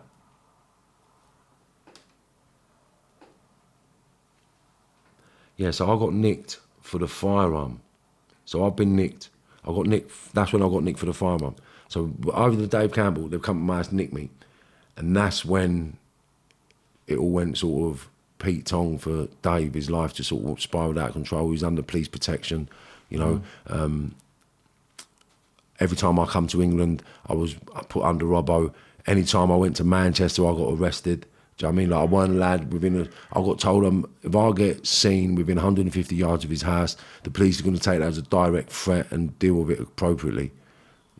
Armed response sitting on his drive, so I knew what that meant. So I stayed away from him and stayed away from everyone in Manchester until I got nicked. And then when I got nicked, I had to prove that I would no part in that. So when I got nicked for the firearm, that was the point. I got nicked for the firearm over Dave Campbell. Now, the reason why I never went to prison in Spain is because the chief of the local police said that I do too much good work in the community by keeping the kids off the street and away from crime. So that's what I started doing after my shooting in Spain. And that's what I was like the starting of the foundation of MTK sort of thing, like helping the young kids, the Spanish kids learn boxing and English. Like all the kids had to bring their homework to the gym. I had all the amateurs, right? So all the amateurs had to bring their homework to the gym. If they had school reports that were bad, they weren't allowed to the gym. Like they had good days, bad days. Yeah. But you get away with all that anyway. Yeah, that I got. See, your life, it's why I'm surprised how you're not dead or doing a lifer. It's unbelievable to me. But you say you hear a voice or a spirit. You're obviously here for a reason. And that's what I realised. You're here for a reason. And the beauty of life is you have totally transformed your life. Even though this story you're telling me now is a roller coaster, people are going to be thinking, what the fuck? The people can't believe it. And I've interviewed over 100 people now. I believe this story will be one of the most viewed and most watched because the power in the story, everything you've went through, to now, here we are now, the changes you started to make? Why did you start making the changes to go, wait a minute, I don't need this fucking life anymore? Do you know, and this is the madness, right? This is the madness. Because of no love. I realised no one loved me. I actually realised they weren't my friends. I'd done everything, and everybody that knows me, right? So I do what I do because I love you, right? I do what I do because I love my manner. Like someone said it to me, we went to a 50th party last week. So I had a party over Hampstead Heath. And Ivor, one of my old friends, he said, "No, I remember you when we were kids, bruv. You used to look after everyone. Like no one, like I'd fight everybody's battles. And if you was out and you was from my manor, you were safe. Like I'd fight, stab, shoot, and do whatever I needed to do. And I was prepared to kill, but I never actually had to. If that makes sense. Yeah. Do you know what I mean? So I was. Well, it was just everything. Do you know what I mean? Doing everything that everybody wanted to do. Whatever people thought about doing is what I used to do. Do you understand? And I'm thankful that I never personally had to kill people. What was that moment for you then that you decided, fuck this, enough's enough, I'm getting no love, people are using me? No, I was in the hospital. No one come to see me. And I thought, what are these fucking scumbags, man? How can they not even come? And when I'm ringing people, they or not answering the phone and making excuses. Like, it's £70 a flight return. Like, how can you not come and see me? Mm-hmm. I'm thinking, wow, the things... What I've done for these fucking people. Like, I fucking got stabbed up for you. I got fucking cut for you. I went to prison for you. Do you know what I mean? I had ag for 2 years for you. Like, what the fuck? Like, and it was never ending. The amount of debt I've got in for people, like, everyone knows the drug game, right? So if I got someone bail for a bit of gear and they go out spending all the money, they do the bollocks, right? In a couple of months' time, they owe 40, 50 grand. I've actually gone and fucking stole that to pay people's debts and they couldn't come and fucking see me in hospital. Do you know what I mean? And I was like thinking, what the fuck? And that's why I just thought, you know what, fuck England, I'm not doing it no more. So then I made real relationships with people that actually open my eyes. You know, they open my eyes to reality of life. And I know one of my pals gets a lot of stick in the Irish media at the moment, you know, but if it weren't for these people, like, I'm going to say it, Daniel Kinahan, right? Now, he gets a lot of bad press, but I couldn't be here today if it wasn't for Daniel. Like, and I couldn't be here to give you this interview. I couldn't be legitimate. Because these people, the principles and the morals they have, actually woke me up to reality. Do you understand? Like, and it's something I wouldn't wish on my worst enemy, the life I'd led. Do you understand? Like, because I've done it as an opportunity to change things and get out of something. I haven't done it because I wanted to. I've done it because I had to. I never felt I had many choices or many options growing up as a kid, right? So that's what I felt I had to do. And I fell victim to the normalisation of the insanity. Like many thousands, if not millions of people do it. Do you know what I mean? Like, it's fucking nuts to live that life, like every day in, day out. So just reflecting on something that's come into my head now. I come in with my camera guy because obviously I'm getting a lot of footage of everything I do, right? Mm-hmm. So I've walked into my house one day and I had a bit of mail, right? And it just made like, I feel so, you know when you look down and you see Marvin Herbert? Mm-hmm. Yeah, like I was never allowed to be able to have a registered address, a car registered to me in fear of retaliation or in fear of something, you know? So having my own home address, like, bills to my like bills in my name. I got a bank account. Like I actually feel normal, you know, like, and it's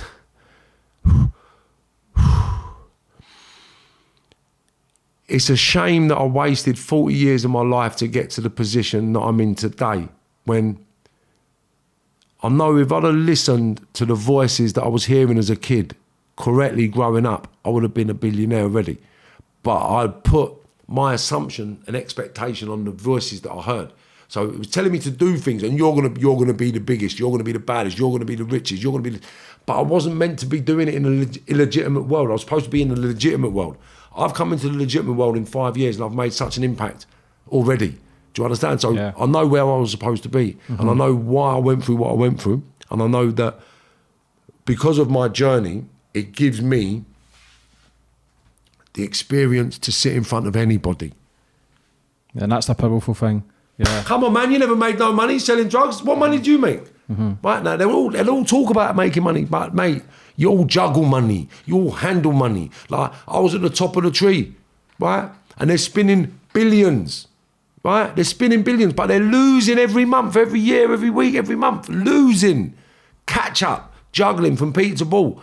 You know what I mean? They're living a good life, handling a lot of money, but the actual profit margins are very slim, right? But the lifestyle is great. Do you understand? Because you subsidise the lifestyle by creating more debt. Do you know what I mean? And then you shuffle the debt with products and people. That's all I've noticed. So the penultimate turning point for me in that world, after getting shot, I was still in it. So I was doing a few bits and pieces. I'm doing a little bit of weed here and there. Yeah. Not just a little bit, but doing enough to sustain a lifestyle to live in Marbella and live around, I'm travelling business class and whatever I wanted to do. So there was a few kids and we had these encrypted devices. They're all fucked. They're fun out. Right, so we had these encrypted devices. So you send a product to someone and then they send you your cash. So we got the delivery. It's all done in a certain way. Crash band wallet. So this one kid, I've given him a bit of graft.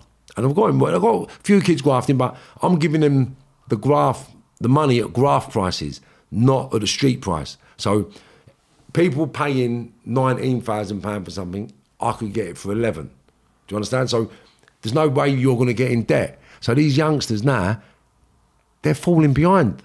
I'm thinking, who the fuck is this little cunt? These fucking little shitheads, man. How they always behind? They're taking a piss out of me. Yeah, they're taking the piss out of me. They've got to be. Fuck it, light this little cunt up.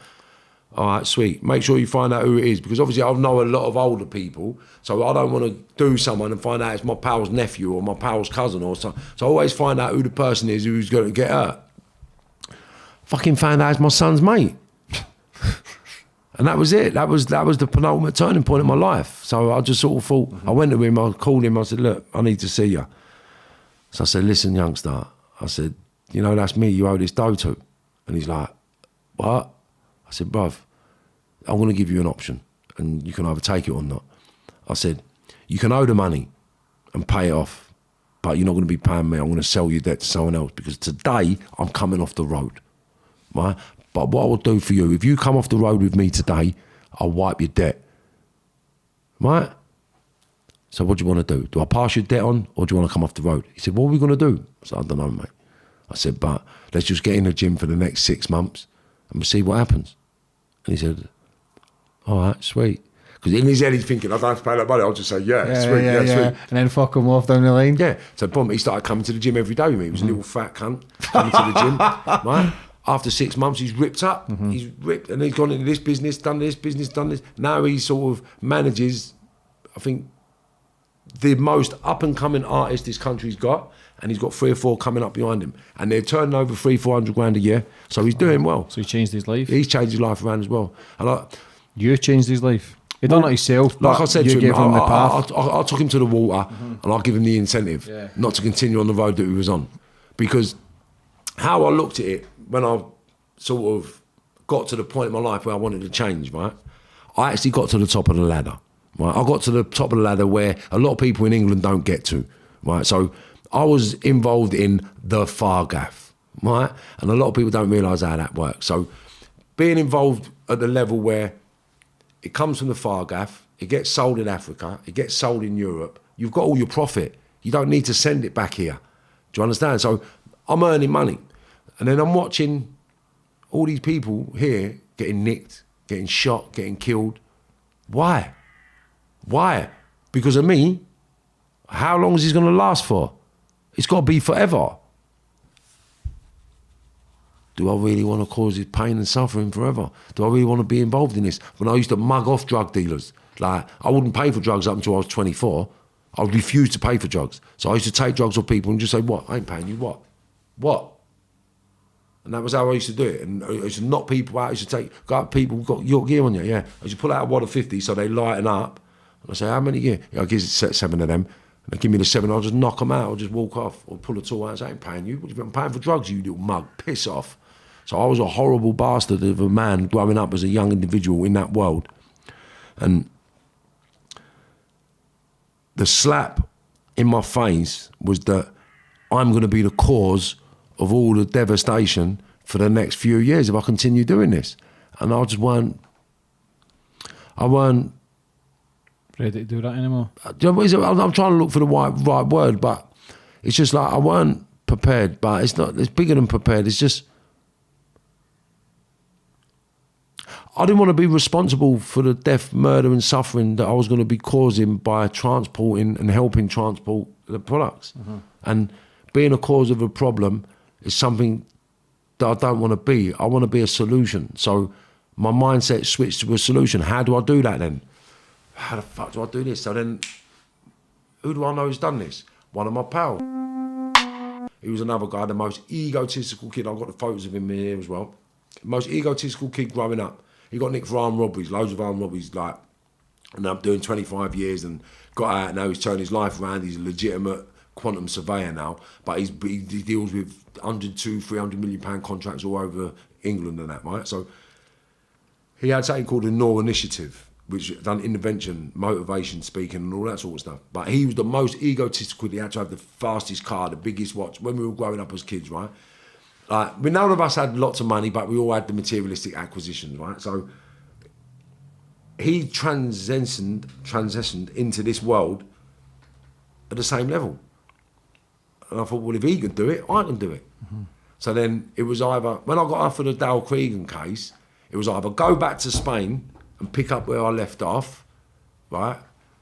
Or make a step. So I took the step of faith, the leap of faith. How was it for you coming out of that life after being in it for 40 years? Do you know what? I'm a great believer in the spirit world, right? So it was something that I wasn't frightened of because I know I'm always going to be okay. I don't know how I know, but I know Feel protected? Yeah. I've got an invincible spirit. I've been told that by my spirit guide. I'll send you a reading that I've had done. Send me it, so you can hear. I believe in all that. No, mate, I'm so in tune. Yeah, it's unreal. And I know it, and I've known it for years, but now I'm in the right place with the right products, with the right energy, we're going to get the right results. And I do believe that I'm put on this earth to make change. So what change am I going to make? I'm going to change the mindsets of the youngsters, not to be drug dealers, grafters and gangsters. I'm going to create billionaires. Do you understand? Because that's what we've all got inside of us. And if I'd have got on the journey now, because I have it with people that are worth hundreds of millions now. Do you understand? Like, I've just done something for someone that's one of the most wealthiest people I know, and I had to live in his house. Do you know what I mean? To help him overcome certain things and get through certain things and deal with certain things, or get his mind in the right place, put him on a training program, eating, diet, and doing things correctly now. Do you know what I mean? So yeah. we got so much to offer everyone and so much to give because of what we've been through. So now I understand the wealth in my journey, and I have to make it a value to everybody. So I do that by giving, you know. So your value will be your inner strength. Now you can take your eye, take your hip, your knee, but your soul will never be broken. It's too pure. Listen, fucking crazy, yes. Been through a lot of shit, yes. Understandable, of course, because of what you went through as a kid. Yeah. But everything you've went through, sometimes you're the chosen one. Chosen people to go through all the misery, the pain, the heartache, see the suffering, the shit that you went through yourself. You've got to feel it also. As much as you can give it out, you must feel the pain. And you've came to such a certain point where, fuck it, enough is enough, where you can make your changes. So when you speak now, people will listen. Why? Because you went through the life of misery. You've been to hell not just once, but many fucking occasions. Do you know what I mean? So you must be proud of yourself for what you've come. Even when you talk, you can feel you have your heart in your sleeve. Even the emotion speaking about your mum, your dad. You love your dad. You clearly loved your mum. You try to protect your mum, but you still wanted to show respect for your dad, but it's still hard because you've still got all that trauma and pain for such a young age. So it's understandable what the fuck you've went through. But for what you've done, man, and what you're doing now to helping kids, to speaking at schools, to planning for the future, it's a beautiful thing, man. Do you know what? I've got to say this now, right? Nah. I'm going to show you now. Because this is amazing, right? Right, this is amazing. So, one sec. This is a response. We just lost a bid, right? So this is a response. Hi Marvin, hope you are well. Unfortunately, we came second in the HMP bid to G4S, right? So we come second to G4S, right? In the program. They scored marginally higher on a couple of questions. than Serco. So it was very tight. In something we scored much higher in the G4S. The rehabilitation and the resettlement work, we beat everybody with the rehabilitation and resettlement programs that we're going to be going in, because I was going to have a department in a prison. I was going to get my own keys and everything for That's a prison. Unbelievable. Sick. And we only come second to G4S for doing that, and that was with me and Andy Pritchard done that from the AP Foundation, because I worked with Andrew, and he was like the driving force. When I was saying earlier that I used to get paid for my car bits from the coke and all them sort of things. Well, that was the channel, because he was the older lot to us younger lot, and everything they was involved in, like we all become part of the same energy stream. So indirectly, me and Andrew have been connected for 30 odd years, but directly, physically, for the last couple of years. And that's because I believe we both changed our lives in ways that's... A synchronicity. Yeah, people come out and in your life all the time, but there's always a connection there with some people, 20, 30 years ago, life is fucking a weird thing, how people come back in again, whether you're on a wrong path at a time, then you come on the good path and you connect again. Remember the guy I said earlier about Mango, when I had the fight? Well, that same geezer, after I come back from Ibiza, I tried to contact him for years, and I could never contact him. Do you know what I mean? I could never get hold of him. And now I actually look back retrospectively, and I remember now, basically, I never met him or Andrew back in the day, because if I did, then it would have been a lot more chaoticness, a lot more madness. And because the energy had a plan for us all, it put us all back together. Because even young Mango, we come back together last year, and he's doing exactly what I'm doing now in Birmingham. Do you know what I'm saying? So, you've put a lot of people through heartache, misery yourself, but we spoke earlier, and you've actually met a couple of victims to apologise and just to say sorry that you weren't that person. How was that feeling? Well, there's been a couple of occasions. Basically, I've been a little bit of the ag. I've had people contact me, the victims people, contact me and said, look, we understand it weren't personal. We don't want any problems with you. As far as you're concerned and we're concerned, is it done and dusted? I've said, yeah. If you want to make it personal, get a bit of retribution, then you can do what you like without consequence. Like, I've actually gone back to people that I've hurt, people that I've stabbed, people that have been shot, and actually said to them, look, you can do me back. I never meant to do it. I just lost it, because I was nuts. I'm not embarrassed to say that I was absolutely nuts. Like, I'm not proud of the person I was. I'm proud of what I've come through, but I'm not proud of the person I was, because I hurt a lot of people for nothing, really. Like for ego, for reputation, for nothing. And some people, I possibly could have ruined their lives. The damage I've caused people. Like, there's a few people that I reflect back on. I thought, I wonder whatever happened to that geezer. I wonder whatever happened to that geezer. I wonder whatever happened to that geezer. Because people just minding their own business, and they've just stood on my shoe or bumped me the wrong way, and I've absolutely obliterated them, stabbed them till they stop moving. Like, I say I've never killed anybody, but I've never consciously killed anybody. So I thought, oh, he's dead, I've done that. Do you understand? But people might have died from their injuries. I don't know. Trauma as well, pain, suicide. Do you know what I mean? There's so many different factors, but the fact is, that is the past. You're here now.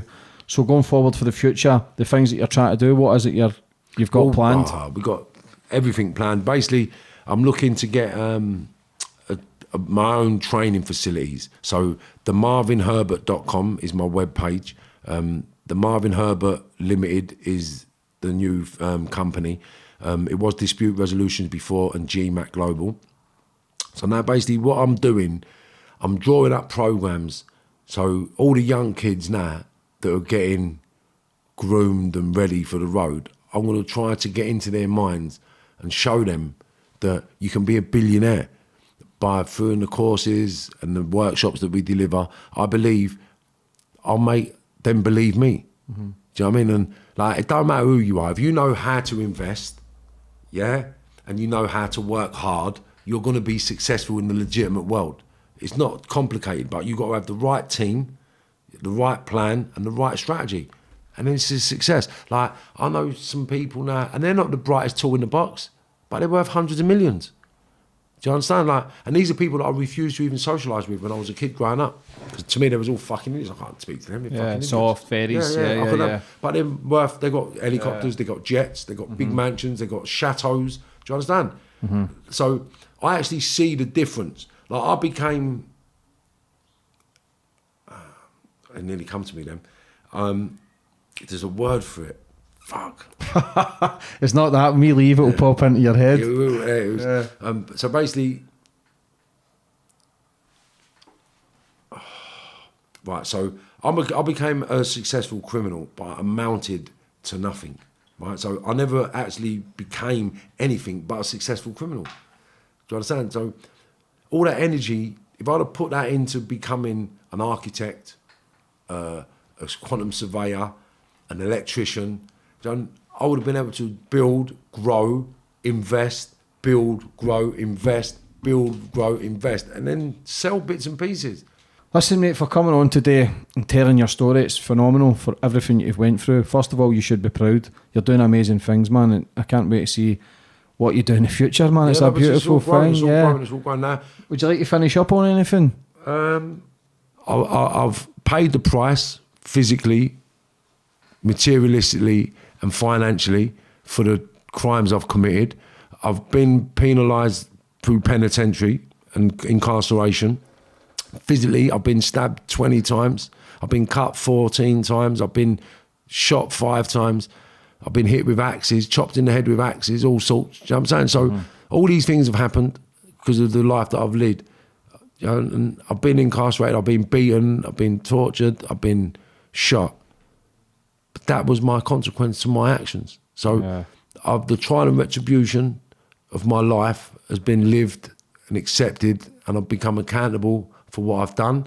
And now it's about engaging with the youngsters and letting them know that it ain't worth it. It's really not worth it. And you're not going to be that multi-millionaire. You're not going to be able to retire wealthy. It can't happen. It's not set up for that. It's a lifetime of deprivation, prison and death. And that is all it is. And if you want a life of that, then sign up. If you don't, then don't bother, because it's there, it's happening. You're going to prison. You're getting shot. You're possibly getting stabbed. Like, all these things are going to happen. Stabbing, shootings, cutting, prisons, robberies. Like, it's going to happen to you. Like, unless you're the robber, stabber, shooter yourself. It's going to happen. You've either got to be the yin or the yang. But either way, it's all bad or bad. So why be in here at all when every major villain that's turned the age of 40, 50 years of age tells you, fuck, I wish I'd have done something different. Right? I wish I'd have took there's some people that are actually caught up in it still, that are loving it, and I actually feel really sorry for them, you know, because it's no fun. I wouldn't wish my life on my worst enemy. I wouldn't do it. I wouldn't do it, mate, you know. Marv, for coming on today, big man.